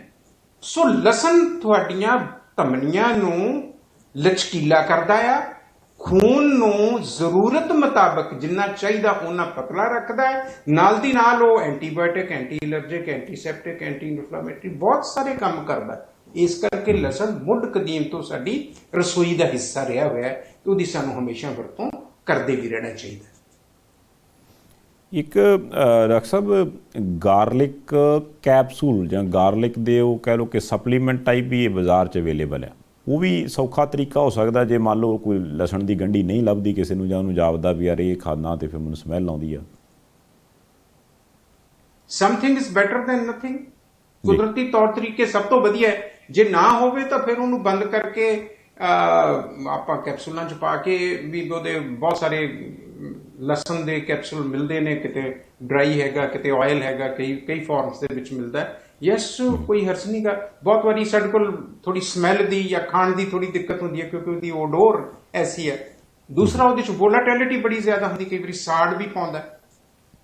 ਉਹਨਾਂ ਹਾਲਾਤਾਂ ਦੇ ਵਿੱਚ ਜੇ ਤੁਹਾਨੂੰ ਇਹੋ ਜਿਹੀਆਂ ਕੋਈ ਜੈਲਸ ਮਿਲਦੀਆਂ ਜਾਂ ਕੈਪਸੂਲਸ ਮਿਲਦੇ ਨੇ ਜਾਂ ਕੋਈ ਟੈਬਲੇਟ ਮਿਲ ਜਾਣੇ ਤੇ ਲਈਆਂ ਜਾ ਸਕਦੀਆਂ, ਲੇਕਿਨ ਕੁਦਰਤੀ ਤਰੀਕੇ ਦੇ ਨਾਲ ਲਈ ਹੋਈ ਚੀਜ਼ ਸਭ ਤੋਂ ਉੱਤਮ ਹੁੰਦੀ ਹੈ। ਬਿਲਕੁਲ। ਅੱਛਾ, ਇੱਕ ਡਾਕਟਰ ਸਾਹਿਬ ਹੋਰ ਬੜੀ ਚਰਚਾ ਆ ਕਿ ਡਾਕਟਰ ਸਾਹਿਬ ਵੀ ਕਹਿ ਦਿੰਦੇ ਆ, ਤੁਸੀਂ ਵੀ ਕਹਿਤਾ, ਹੋਰ ਵੀ ਜੇ ਕੋਈ ਇੱਧਰੋਂ ਉੱਧਰੋਂ ਕਿਤੇ ਸਲਾਹ ਹੋਵੇ ਨਾ, ਖਾਸ ਕਰਕੇ ਜਿਹਨੂੰ ਆਪਾਂ ਡਰਾਇੰਗ ਰੂਮ ਡਿਸਕਸ਼ਨ ਕਹਿ ਦਿੰਦੇ ਆਪਣੇ ਪੰਜਾਬੀ, ਅੱਧੇ ਤੇ ਡਾਕਟਰ ਆਪ ਹੀ ਆ ਨਾ, ਤੂੰ ਨਾ ਜੂਸ ਪੀਆ ਕਰ, ਬਹੁਤ ਚੰਗਾ ਬਈ, ਮੈਂ ਨਾ ਜੂਸ ਸ਼ੁਰੂ ਕੀਤਾ, ਉਦੋਂ ਦਾ ਕੰਮ ਬਹੁਤ ਸੈੱਟ ਆ। ਫਿਰ ਅਗਲਾ ਬੰਦਾ ਬੋਲ, ਉਹ ਨਹੀਂ ਡਾਕਟਰਾਂ ਦੇ ਜੂਸ ਨਹੀਂ ਪੀਣਾ ਚਾਹੀਦਾ, ਸਿੱਧਾ ਫਰੂਟ ਖਾਓ, ਉਹਦਾ ਜ਼ਿਆਦਾ ਫਾਇਦਾ। ਹੁਣ ਇਹ ਥੋੜ੍ਹਾ ਜਿਹਾ ਕਲੀਅਰ ਕਰੋ ਕਿ ਜੂਸ ਕਿਹੜਾ ਪੀਣਾ ਚਾਹੀਦਾ, ਪੀਣਾ ਵੀ ਚਾਹੀਦਾ ਕਿ ਨਹੀਂ ਪੀਣਾ ਚਾਹੀਦਾ, ਜਾਂ ਫਿਰ ਫਰੂਟ ਖਾਣਾ ਜਿਹੜਾ ਉਹ ਜ਼ਿਆਦਾ ਬੈਟਰ ਆ, ਤੇ ਜੇ ਫਰੂਟ ਖਾਣਾ ਤੇ ਉਹ ਕਿਹੋ ਜਿਹਾ ਖਾਧਾ ਜਾਵੇ। ਦੋਵੇਂ ਹੀ ਗੱਲਾਂ ਠੀਕ ਨੇ, ਪਰ ਜਿਹੜਾ ਅਸੀਂ ਜੂਸ ਕੱਢ ਕੇ ਪੀ ਲੈਂਦੇ ਆ, ਮੇਰਾ ਖਿਆਲ ਹੈ ਜਾਂ ਤੇ ਬੱਚੇ ਨੂੰ ਦੇਣਾ ਹੋਵੇ ਠੀਕ ਹੈ, ਜਾਂ ਜਿਹਦੇ ਕਿਸੇ ਦੰਦ ਚਿੱਥਣ ਵਾਲੇ ਆ ਉਹਨੂੰ ਦੇਣਾ ਹੋਵੇ ਠੀਕ ਹੈ, ਜਾਂ ਕੋਈ ਬਿਮਾਰ ਸ਼ਮਾਰ ਆ ਉਹਨੂੰ ਦੇਣਾ ਹੋਵੇ ਠੀਕ ਹੈ। ਜਿਹੜਾ ਚੰਗਾ ਭਲਾ ਦੰਦ ਆ, ਚੰਗਾ ਭਲਾ ਸਰੀਰ ਹੈ, ਉਹਨੂੰ ਹੋਲ ਫਰੂਟ ਖਾਣਾ ਚਾਹੀਦਾ ਹੈ, ਕਿਉਂਕਿ ਸਾਡੀ ਬਾਡੀ ਨੂੰ ਫਾਈਬਰ ਦੀ ਬਹੁਤ ਵੱਡੀ ਜ਼ਰੂਰਤ ਹੈ। ਇਸ ਵੇਲੇ ਦੁਨੀਆ ਭਰ ਦਾ ਜਿਹੜਾ ਇਸ ਵੇਲੇ IBS ਦਾ ਰੌਲਾ ਨਾ, ਇਰੀਟੇਬਲ ਬਾਉਲ ਸਿੰਡਰੋਮ, ਉਹਦਾ ਰੂਟ ਕਾਜ਼ ਇਹ ਹੈਗਾ ਕਿ ਸਾਡੇ ਕੋਲ ਫਾਈਬਰ ਹੀ ਹੈ ਨਹੀਂਗਾ ਜੀ। ਸਾਡੇ ਕੋਲ ਹਰ ਚੀਜ਼ ਦਾ ਛਿਲਕਾ ਲੱਥਿਆ ਹੁੰਦਾ ਹੈ। ਫਿਰ ਅਸੀਂ ਕੀ ਕਹਿੰਦੇ ਆ ਕਿ ਹਾਂ ਜੀ ਲੈਗਜ਼ੇਟਿਵ ਫਾਈਬਰ ਲੈ ਲਓ ਜੀ, ਇਸਬਗੋਲ ਦਾ ਛਿਲਕਾ ਲੈ ਲਓ ਜੀ। ਉਹ ਭਈ ਜੇ ਤੁਸੀਂ ਫਰੂਟ ਖਾਓਗੇ, ਸੈਲਡਸ ਖਾਓਗੇ, ਛਿਲਕੇ ਵਾਲੀਆਂ ਚੀਜ਼ਾਂ ਖਾਓਗੇ, ਤੁਹਾਨੂੰ ਫਾਈਬਰ ਇਨਫ ਮਿਲੇਗਾ। ਇਸ ਵੇਲੇ ਬਹੁਤ ਸਾਰੀਆਂ ਬਿਮਾਰੀਆਂ ਸਾਡੇ ਕੋਲ ਜਿਹੜੀਆਂ ਕਿ ਡਾਈਜੈਸਟਿਵ ਪ੍ਰੋਸੈਸਸ ਦੇ ਨਾਲ ਜੁੜੀਆਂ ਹੋਈਆਂ ਆ, ਉਹਦਾ ਕਾਰਨ ਇਹ ਆ ਕਿ ਉਹ ਫਾਈਬਰ ਦੀ ਬਹੁਤ ਵੱਡੀ ਕਮੀ ਹੈ। ਸੋ ਇਸ ਕਰਕੇ ਜਿਹੜੀ ਕੰਮ ਦੀ ਚੀਜ਼ ਹੈ, ਉਹ ਤਾਂ ਇੱਥੇ ਵੇਖਿਆ ਹੋਣਾ ਜੂਸ ਦੀਆਂ ਰੇਹੜੀਆਂ ਦੇ ਵਿੱਚ ਉਹ ਪਾਈ ਜਾਂਦਾ, ਉਹ ਡੰਗਰਾਂ ਨੂੰ ਪਾਈ ਜਾਂਦੇ ਆ, ਤੇ ਪਾਣੀ ਉਹਦੇ ਵਿੱਚੋਂ ਕੱਢ ਕੇ ਅਸੀਂ ਆਪ ਪੀ ਲੈਂਦੇ ਹਾਂ। ਜੇ ਕਿਤੇ ਬਿਮਾਰ ਸ਼ਮਾਰ ਹੋ ਫਿਰ ਤਾਂ ਜੂਸ ਲੈ ਲਓ, ਬੱਚਾ ਵਿਚਾਰਾ ਨਹੀਂ ਖਾ ਸਕਦਾ, ਉਹਨੂੰ ਤਾਂ ਦਿਓ, ਠੀਕ ਹੈ। ਅਦਰਵਾਈਜ਼ ਸਾਨੂੰ ਹੋਲ ਫਰੂਟ ਦੀ ਵਰਤੋਂ ਕਰਨੀ ਚਾਹੀਦੀ ਹੈ। ਬਹੁਤ ਵਧੀਆ ਕਿਸਮ ਦਾ ਫਾਈਬਰ ਹੈ ਜਿਹੜਾ ਉਹ ਸਾਨੂੰ ਫਰੂਟਸ ਤੇ ਸੈਲਡਸ ਤੋਂ ਮਿਲਦਾ ਹੈ। ਤੇ ਫਰੂਟ ਦੇ ਵਿੱਚ ਵੀ ਕੁਛ ਨਾ ਕੁਛ ਮਨਾਹੀ ਹੁੰਦੀ ਹੈ ਜੀ, ਵੀ ਇਸ ਫਰੂਟ ਨੂੰ ਇਹਦੇ ਨਾਲ ਨਹੀਂ ਖਾਣਾ ਚਾਹੀਦਾ, ਜਾਂ ਆਹ ਫਰੂਟ ਇਹਦੇ ਨਾਲ ਮਿਕਸ ਨਾ ਕਰੋ, ਜਾਂ ਆਹ ਇਕੱਲਾ ਖਾਓ, ਜਾਂ ਇਸ ਤਰ੍ਹਾਂ ਦਾ ਫਰੂਟ ਕੋਈ ਉਹਦੇ ਵਿੱਚ ਵੀ ਹੈ ਗੱਲਬਾਤ ਕਿ ਨਹੀਂ? ਫਰੂਟ ਕਿਸੇ ਤਰ੍ਹਾਂ ਦਾ ਹੋਵੇ, ਆਪਾਂ ਰਲਾ ਕੇ ਚਾਟ ਬਣਾ ਕੇ ਖਾ ਸਕਦੇ? ਦੇਖੋ, ਪੂਰਬ ਦੀ ਜਿਹੜੀ ਹੈਲਥ ਵਿਜ਼ਡਮ ਸੀ ਉਹ ਪੱਛਮ ਦੀ ਹੈਲਥ ਵਿਜ਼ਡਮ ਦੇ ਨਾਲ ਕਨਫਰੰਟ ਕਰ ਰਹੀ ਹੈ ਜੀ। ਸਾਡੇ ਕੋਲ ਇਹ ਸਿਧਾਂਤ ਹੁੰਦੇ ਸੀ, ਅਨੂਪਾਨ, ਸਹਿਪਾਨ, ਵਿਰੋਧੀ ਖਾਣੇ, ਕਿਹੜੀ ਚੀਜ਼ ਕਾਹਦੇ ਨਾਲ ਲੈਣੀ ਹੈ ਤੇ ਕਿਹੜੀ ਚੀਜ਼ ਦੇ ਨਾਲ ਆਹ ਚੀਜ਼ ਤੁਸੀਂ ਨਹੀਂ ਲੈ ਸਕਦੇ ਜੀ। ਇਹ ਬਹੁਤ ਇੰਪੋਰਟੈਂਟ ਸਿਧਾਂਤ ਹੈ। ਜਿਸ ਤਰ੍ਹਾਂ ਸਾਡੇ ਕੋਲ ਈਵਨ ਫੋਕ ਵਿਜ਼ਡਮ ਦੇ ਵਿੱਚ ਅਸੀਂ ਤੇ ਨਿੱਕੇ ਹੁੰਦੇ ਗਾਉਂਦੇ ਹੁੰਦੇ ਸਾਂ, ਸਾਈਂ ਸਾਈਂ ਸਾਈਂ ਕੱਚੇ ਗੁੰਗਲੂ ਨਾ ਖਾਈ, ਢਿੱਡ ਪੀੜ ਹੋਏਗੀ ਜੀ, ਉਹਦੇ ਨਾਲ ਸਪਾਜ਼ਮ ਵੱਧਦਾ ਹੈ। ਜਾਂ ਇਹ ਕਹਿੰਦੇ ਹੁੰਦੇ ਸੀ ਖਰਬੂਜ਼ਾ ਖਾ ਲਿਆ, ਹਦਵਾਣਾ ਖਾ ਲਿਆ, ਉੱਪਰ ਪਾਣੀ ਨਾ ਪੀਵੇ। ਜਾਂ ਫਿਰ ਇਹਨਾਂ ਦਿਨਾਂ 'ਚ ਸੌਣ ਭਾਦਰੋਂ ਦੇ ਦਿਨ ਆਉਣੇ ਆ, ਟਪਕੇ ਦੇ ਅੰਬਿਆ ਬਾਲਟੀਆਂ ਭਰ ਕੇ ਰੱਖੇ ਹੁੰਦੇ ਸੀ ਤੇ ਲਾਗੇ ਬਾਲਟੀ ਕੱਚੇ ਦੁੱਧ ਦੀ ਵੀ ਰੱਖੀ ਹੁੰਦੀ ਸੀ ਕਿ ਲੈ ਰੱਜ ਕੇ ਖਾ ਲੈ, ਪਰ ਤੈਨੂੰ ਆ ਬਾਅਦ 'ਚ ਕੱਚਾ ਦੁੱਧ ਪੀਣਾ ਪਊਗਾ। ਸੋ ਇਸ ਤਰੀਕੇ ਦੇ ਨਾਲ ਜਦੋਂ ਅਸੀਂ ਹੁਣ ਹਲਦੀ ਲੈਣ ਬਾਰੇ ਕਹਿੰਦੇ ਹੋ, ਕਹਿੰਦੇ ਆ ਵੀ ਇਹਨੂੰ ਤੂੰ ਹਲਦੀ ਦੁੱਧ ਦੇ ਨਾਲ ਲੈਣੀ ਹੈ, ਹਲਦੀ ਦਾ ਅਨੁਪਾਨ ਦੁੱਧ ਹੈ। ਸੋ ਇਸੇ ਤਰੀਕੇ ਦੇ ਨਾਲ ਕਿਹੜੀ ਚੀਜ਼ ਕਿਹਦੇ ਨਾਲ ਲੈਣੀ ਹੈ, ਕਿਹੜੀ ਚੀਜ਼ ਦੇ ਨਾਲ ਨਹੀਂ ਲੈਣੀ, ਇਹ ਬਹੁਤ ਇੰਪੋਰਟੈਂਟ ਏਂਸ਼ੀਅੰਟ ਵਿਜ਼ਡਮ ਦੇ ਸਿਧਾਂਤ ਨੇ। ਜੇ ਅਸੀਂ ਇਹਨਾਂ ਨੂੰ ਅੱਖੇ ਪਰੋਖੇ ਕਰ ਦਈਏ, ਹੁਣ ਤੁਸੀਂ ਤੁਹਾਡੇ ਕੋਲ ਕੀ ਹੁੰਦਾ, 5-7 ਕਿਸਮ ਦੇ ਹੁੰਦੇ ਆ। ਸਮੂਦੀ ਦਾ ਇੱਕ ਬੜਾ ਫੈਸ਼ਨ ਚੱਲਿਆ ਹੋਇਆ, ਉਹਦੇ 'ਚ ਅਸੀਂ ਸਾਡੇ ਇੱਥੇ ਹੁੰਦਾ ਸੀ ਸੀਜ਼ਨਲ ਫਰੂਟਸ ਹੁੰਦੇ ਸੀ। ਤੁਹਾਡੇ ਕੋਲ 12 ਮਹੀਨੇ ਹਰ ਤਰ੍ਹਾਂ ਦਾ ਫਰੂਟ, ਹਰ ਤਰ੍ਹਾਂ ਦੀ ਵੈਜੀਟੇਬਲ ਅਵੇਲੇਬਲ ਹੈ, ਕਿਉਂਕਿ ਦੁਨੀਆ ਦੇ ਹਰ ਕੋਨੇ ਚੋਂ, ਭਾਵੇਂ ਉਹ ਟ੍ਰੋਪੀਕਲ ਕੰਟਰੀਜ਼ ਨੇ ਤੇ ਭਾਵੇਂ ਉਹ -30 ਡਿਗਰੀ ਦਾ ਟੈਂਪਰੇਚਰ, ਹਰ ਜਗ੍ਹਾ ਤੋਂ ਤੁਹਾਨੂੰ ਫਰੂਟਸ ਵੀ ਆ ਰਿਹਾ, ਸਬਜ਼ੀਆਂ ਵੀ ਆ ਰਹੀਆਂ, ਸਭ ਕੁਝ ਹੈ। ਤੇ ਨਵਾਂ ਚੱਲਿਆ ਕਿ ਫਲ ਫਰੂਟ ਦੇ ਵਿੱਚੋਂ 5-7 ਜਿਹੜੇ ਘਰ ਹੋਏ ਮਿਲਾ ਕੇ ਸਮੂਦੀ ਬਣਾ ਲਓ, ਇਹ ਬੜੀ ਫਾਇਦੇਮੰਦ ਹੁੰਦੀ ਹੈ। ਮੈਂ ਕਨਫਰੰਟ ਨਹੀਂ ਕਰਦਾ, ਲੇਕਿਨ ਸਾਡੇ ਕੋਲ ਜਿਹੜੀ ਪੁਰਾਤਨ ਹੈਲਥ ਵਿਜ਼ਡਮ ਸੀ, ਉਹਦੇ ਤਹਿਤ ਇਹ ਸਿਧਾਂਤ ਹੁੰਦੇ ਸੀ ਕਿ ਕਿਹੜੀ ਚੀਜ਼ ਕਿਹਦੇ ਨਾਲ ਆਪਾਂ ਲੈ ਸਕਦੇ ਹਾਂ, ਕਿਹੜੀ ਚੀਜ਼ ਕਿਹਦੇ ਨਾਲ ਨਹੀਂ ਲੈ ਸਕਦੇ। ਜਿਹੜੇ ਸੌਣ ਭਾਦਰੋਂ ਦੇ ਫਲ ਨੇ ਉਹ ਤੁਹਾਨੂੰ ਲੋਹੜੀ ਤੇ ਨਹੀਂ ਮਿਲਣੇ, ਤੇ ਜਿਹੜੇ ਲੋਹੜੀ ਵਾਲੇ ਨੇ ਉਹ ਤੁਹਾਨੂੰ ਬਰਸਾਤਾਂ 'ਚ ਨਹੀਂ ਮਿਲਣੇ।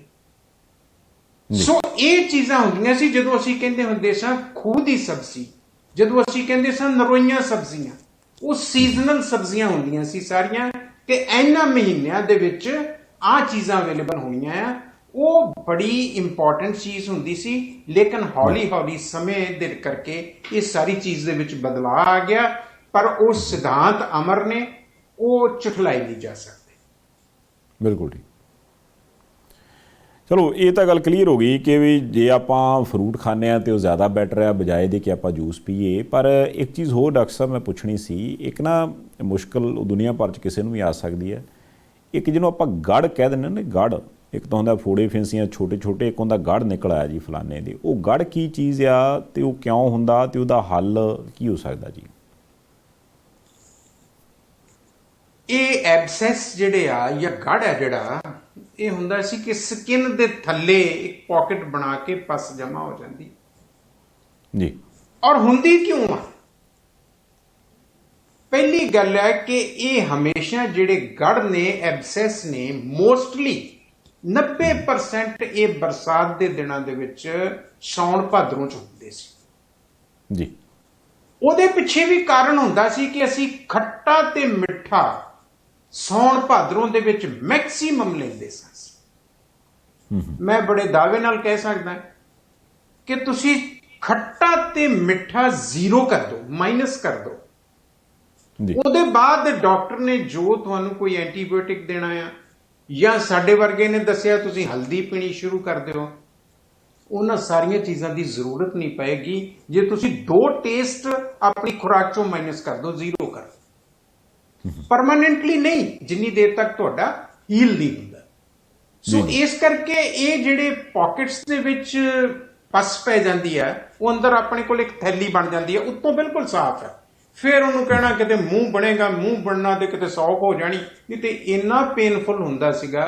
ਗੜ ਕਹਿ ਲਓ, ਐਬਸੈਸ ਕਹਿ ਲਓ, ਕਿ ਬਹੁਤ ਜ਼ਿਆਦਾ। ਫਿਰ ਉਹਦੇ ਚੋਂ ਪਸ ਹੈ ਤੁਹਾਡੇ ਕੋਲ ਪਾਕ ਤੇ ਖੂਨ ਨਿਕਲ ਜਾਣਾ, ਦਬਾ ਦਬਾ ਕੇ ਕੱਢ ਲੈਣਾ ਤੇ ਉਹਨੂੰ ਆਰਾਮ ਮਿਲ ਜਾਂਦਾ ਸੀ। ਸੋ ਇਹਦੇ ਵਾਸਤੇ ਮੋਟੇ ਤੌਰ ਤੇ ਪਰਹੇਜ਼ ਤੁਹਾਡੇ ਕੋਲ ਖੱਟਾ ਤੇ ਮਿੱਠਾ 2 ਹਫ਼ਤਿਆਂ ਵਾਸਤੇ ਬੰਦ ਕਰ ਦਿਓ। ਹਲਦੀ ਅੱਧਾ ਚਮਚ ਸਵੇਰੇ ਸ਼ਾਮ ਦੁੱਧ 'ਚ ਮਿਲਾ ਕੇ ਲੈਣੀ ਸ਼ੁਰੂ ਕਰ ਦਿਓ, ਕਿਉਂਕਿ ਉਹਦੇ ਅਸੀਂ ਬੜੇ ਗੁਣ ਗਾਏ ਆ।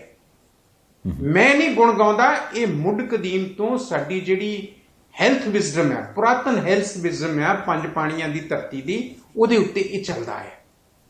ਤੇ ਤੁਸੀਂ ਦੇਖੋਗੇ ਕਿ ਤੁਹਾਨੂੰ ਕੋਈ ਵੀ ਐਂਟੀਬਾਇਓਟਿਕ ਲੈਣ ਦੀ ਜ਼ਰੂਰਤ ਨਹੀਂ ਪਈ।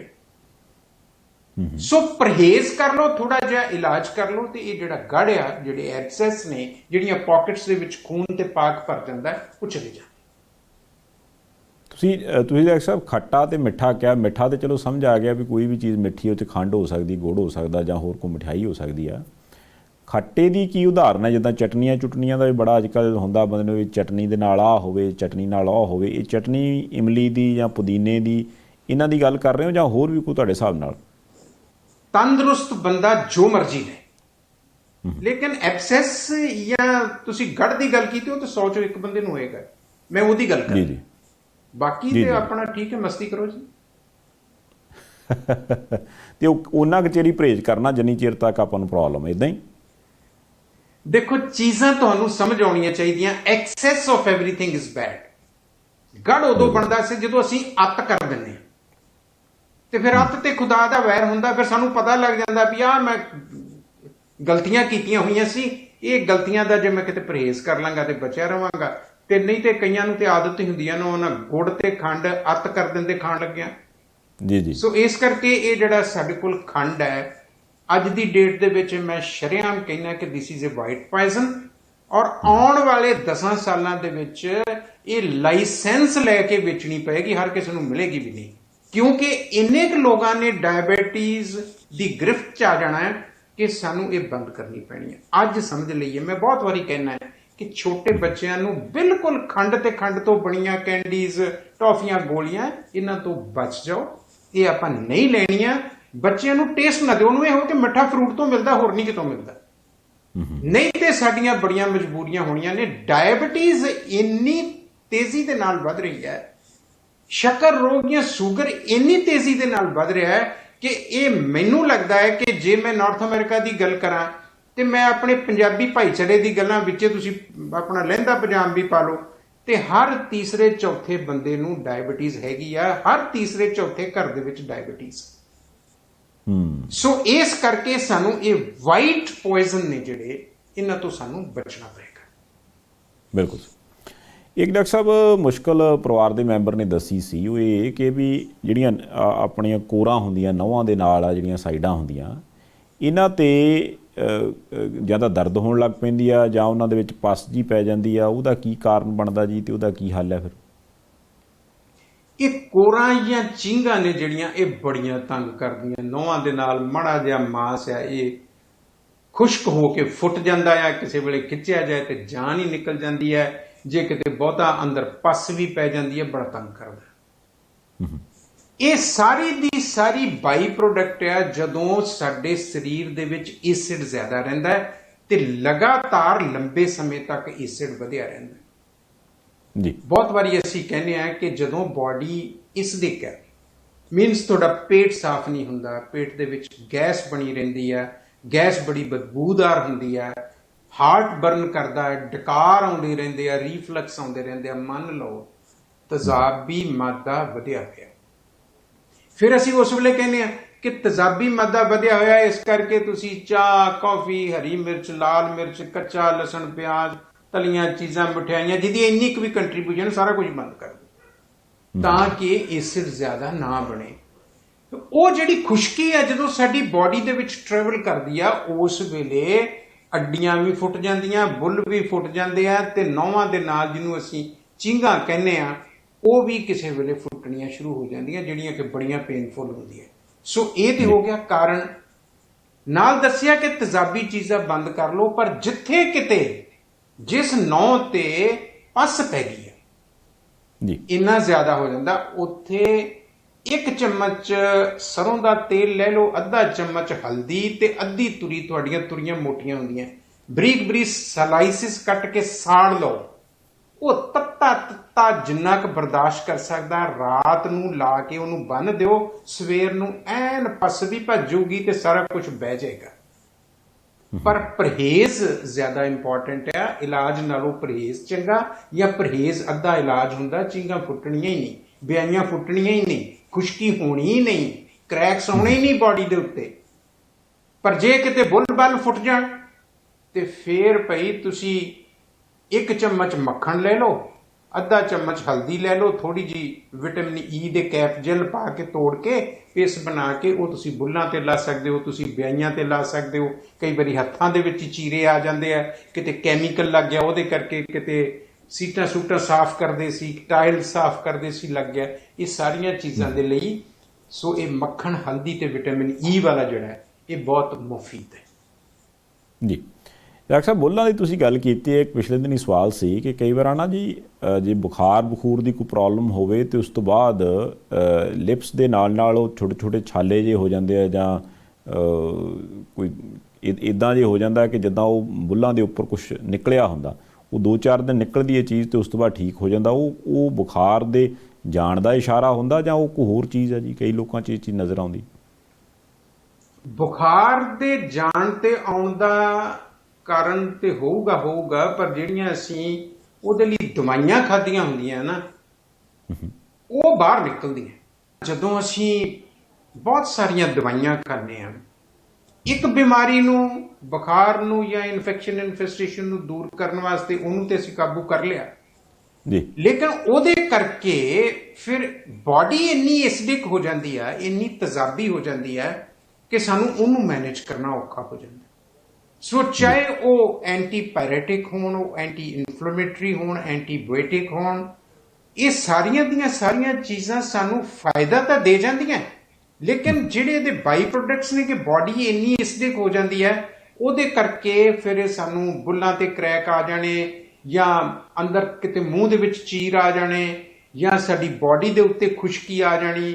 ਇਹ ਸਾਰੀਆਂ ਚੀਜ਼ਾਂ ਜਿਹੜੀਆਂ ਆ ਉਹ ਬਹੁਤ ਵਾਰੀ ਕੈਮੀਕਲ ਇਨਵੇਜਨ ਦੇ ਨਾਲ ਹੁੰਦਾ ਹੈ। ਸੋ ਸਾਨੂੰ ਇਹਨਾਂ ਚੀਜ਼ਾਂ ਦੇ ਉੱਤੋਂ ਸਾਡੀ ਮਜਬੂਰੀ ਹੈ, ਸਾਨੂੰ ਕਰਨਾ ਤੇ ਪੈਂਦਾ ਹੀ ਹੈ। ਹਾਂ, ਪਰ ਤੁਸੀਂ ਅਗਰ ਆ ਹੀ ਗਿਆ ਹੈ ਤੇ ਉੱਥੇ ਤੁਸੀਂ ਗਲਿਸਰੀਨ ਦੀ ਵਰਤੋਂ ਕਰ ਸਕਦੇ ਹੋ, ਜਾਂ ਫਿਰ ਸਾਡਾ ਦੇਸੀ ਮੱਖਣ ਹੈ ਉਹਦੀ ਤੁਸੀਂ ਮਸਾਜ ਕਰ ਸਕਦੇ ਹੋ, ਉਹਦਾ ਲੇਪ ਕਰ ਸਕਦੇ ਹੋ, ਉਹ ਕਾਫੀ ਮੁਫੀਦ ਹੁੰਦਾ ਜੀ। ਅੱਛਾ ਡਾਕਟਰ ਸਾਹਿਬ, ਜਾਂਦੇ ਜਾਂਦੇ 1 ਮਿੰਟ ਦੇ ਵਿੱਚ ਤੁਸੀਂ ਇਹ ਕਰਾਓ, ਫਿਰ ਜੇ ਦੁਹਰਾ ਦਿਓ ਤਾਂ ਜ਼ਿਆਦਾ ਬੈਟਰ ਹੈ ਕਿ ਵੀ ਆਪਾਂ ਜਿਹੜੀਆਂ ਕਣਕ ਤੋਂ ਬਣੇ ਪਦਾਰਥ ਹੈ ਜੀ, ਇਹਨਾਂ ਦਾ ਪਰਹੇਜ਼ ਕਰੀਏ, ਕਿਉਂਕਿ ਤੁਸੀਂ ਕਾਫੀ ਦੇਰ ਤੋਂ ਕਹਿੰਦੇ ਆ ਰਹੇ ਹੋ, ਤੇ ਮੈਨੂੰ ਇਹ ਕਿ ਆਖਰੀ 1 ਮਿੰਟ ਦੇ ਵਿੱਚ ਤੁਹਾਡੇ ਮੂੰਹ ਫਿਰ ਸੁਣ ਲਈਏ। ਜਿੱਥੇ ਕਿਤੇ ਮਜਬੂਰੀਆਂ ਨੇ, ਜਿੱਥੇ ਕਿਤੇ ਢਿੱਡ ਭਰਨ ਦਾ ਤੰਤਾ ਆ, ਉਹਨਾਂ ਨੂੰ ਤੇ ਮੈਂ ਨਹੀਂ ਕਹਿੰਦਾ, ਉਹਨਾਂ ਦੀ ਤੇ ਮਜਬੂਰੀ ਹੈ, ਰੋਟੀ ਕਮਾਉਣੇ ਆ, ਰੋਟੀ ਖਾਣੇ ਆ, ਰੋਟੀ ਨਾਲ ਹੀ ਸਾਡਾ ਕੰਮ ਚੱਲਦਾ ਹੈ। ਪਰ ਜਿੱਥੇ ਕਿਤੇ ਇਹ ਸਮਰੱਥਾ ਹੈਗੀ ਆ, ਕਿਉਂਕਿ ਮਾੜੇ ਬੰਦੇ ਨੂੰ ਤਾਂ ਡਾਇਬੀਟੀਜ਼ ਵਰਗੀ ਬਿਮਾਰੀ ਨਹੀਂ ਆਉਂਦੀ, ਜੀ ਗਰੀਬ ਬੰਦਿਆਂ ਨੂੰ ਤਾਂ ਬਲੱਡ ਪ੍ਰੈਸ਼ਰ ਦੀ ਬਿਮਾਰੀ ਨਹੀਂ ਹੁੰਦੀ। ਸੋ ਇਹ ਡਾਇਬੀਟੀਜ਼ ਹੋ ਗਈ, ਬਲੱਡ ਪ੍ਰੈਸ਼ਰ ਹੋ ਗਿਆ, ਇਹ ਕਹਿੰਦੇ ਹੁੰਦੇ ਸੀਗੇ ਕਿ ਇਹ ਅਮੀਰ ਲੋਕਾਂ ਦੀ ਬਿਮਾਰੀ ਹੈ, ਲੇਕਿਨ ਹੁਣ ਤਾਂ ਹੇਠਲੇ ਤਬਕੇ 'ਚ ਵੀ ਐਂਟਰ ਕਰ ਗਈ ਹੈ।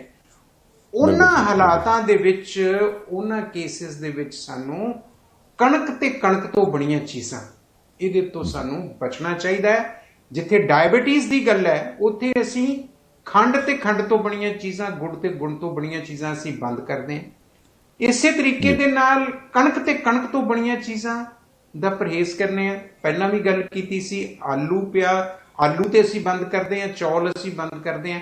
ਸੋ ਇਹ ਚੀਜ਼ਾਂ, ਜਿੱਥੇ ਕਿਤੇ ਮੋਟਾਪੇ ਦੀ ਗੱਲ ਹੈ, ਉੱਥੇ ਵੀ ਅਸੀਂ ਕਹਿੰਦੇ ਹਾਂ ਕਿ ਕਾਰਬੋਹਾਈਡਰੇਟਸ ਛੱਡ ਕੇ ਤੁਸੀਂ ਪ੍ਰੋਟੀਨ ਡਾਈਟ ਤੇ ਆ ਜਾਓ, ਓਬੇਸਿਟੀ ਨੂੰ ਅਗਰ ਕੰਟਰੋਲ ਕਰਨਾ ਹੋਵੇ। ਸੋ ਇਹ ਬਹੁਤ ਸਾਰੀਆਂ ਬਿਮਾਰੀਆਂ ਦੇ ਵਿੱਚ ਇਸ ਵੇਲੇ ਦੀ ਜਿਹੜੀ ਕਣਕ ਹੈ ਉਹ ਵਾਧਾ ਕਰ ਰਹੀ ਹੈ।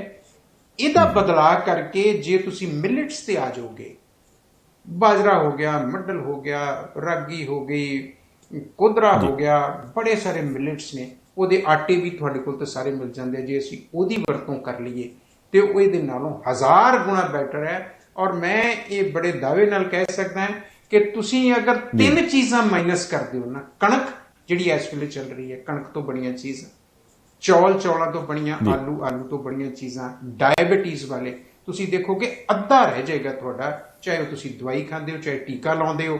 ਜੇ ਨਹੀਂ ਵੀ ਤੇ ਪਰਹੇਜ਼ ਕਰਦੇ ਹੋ ਤੇ ਇਹ ਤੁਹਾਨੂੰ ਬਹੁਤ ਹੀ ਫਾਇਦੇਮੰਦ ਰਹਿੰਦਾ ਜੀ। ਡਾਕਟਰ ਸਾਹਿਬ, ਤੁਸੀਂ ਸਮਾਂ ਕੱਢਿਆ ਜੀ, ਇਹ ਡਿਟੇਲ 'ਚ ਸਮਝਾਇਆ ਸਾਰਾ ਕੁਝ, ਬੜਾ ਧੰਨਵਾਦ ਜੀ ਤੁਹਾਡਾ। ਸ਼ੁਕਰੀਆ। ਸੋ ਇਹ ਸਨ ਜੀ ਡਾਕਟਰ ਹਰੀਦਮਨ ਸਿੰਘ ਮਾਲ, ਤੇ ਅੱਜ ਕਾਫੀ ਸਾਰੀਆਂ ਬਿਮਾਰੀਆਂ, ਕਾਫੀ ਸਾਰੀਆਂ ਚੀਜ਼ਾਂ ਨੂੰ ਅਸੀਂ ਡਿਸਕਸ ਕੀਤਾ ਇਸ ਪ੍ਰੋਗਰਾਮ 'ਚ। ਫਿਰ ਵੀ ਤੁਹਾਡੇ ਜ਼ਿਹਨ 'ਚ ਕੋਈ ਗੱਲ ਸਵਾਲ ਹੋਵੇ ਤਾਂ ਤੁਸੀਂ ਜ਼ਰੂਰ ਸਾਡੇ ਤੱਕ ਪਹੁੰਚਦਾ ਕਰ ਦਿਓ। ਅਗਲੇ ਪ੍ਰੋਗਰਾਮਾਂ 'ਚ ਆਪਾਂ ਉਹਦੇ 'ਤੇ ਵੀ ਗੱਲ ਕਰਾਂਗੇ। ਦੇਖਦੇ ਰਹਿਣਾ ਪ੍ਰਾਈਮ ਏਸ਼ੀਆ TV, ਤੁਹਾਡਾ ਆਪਣਾ, ਤੁਹਾਡੇ ਲਈ।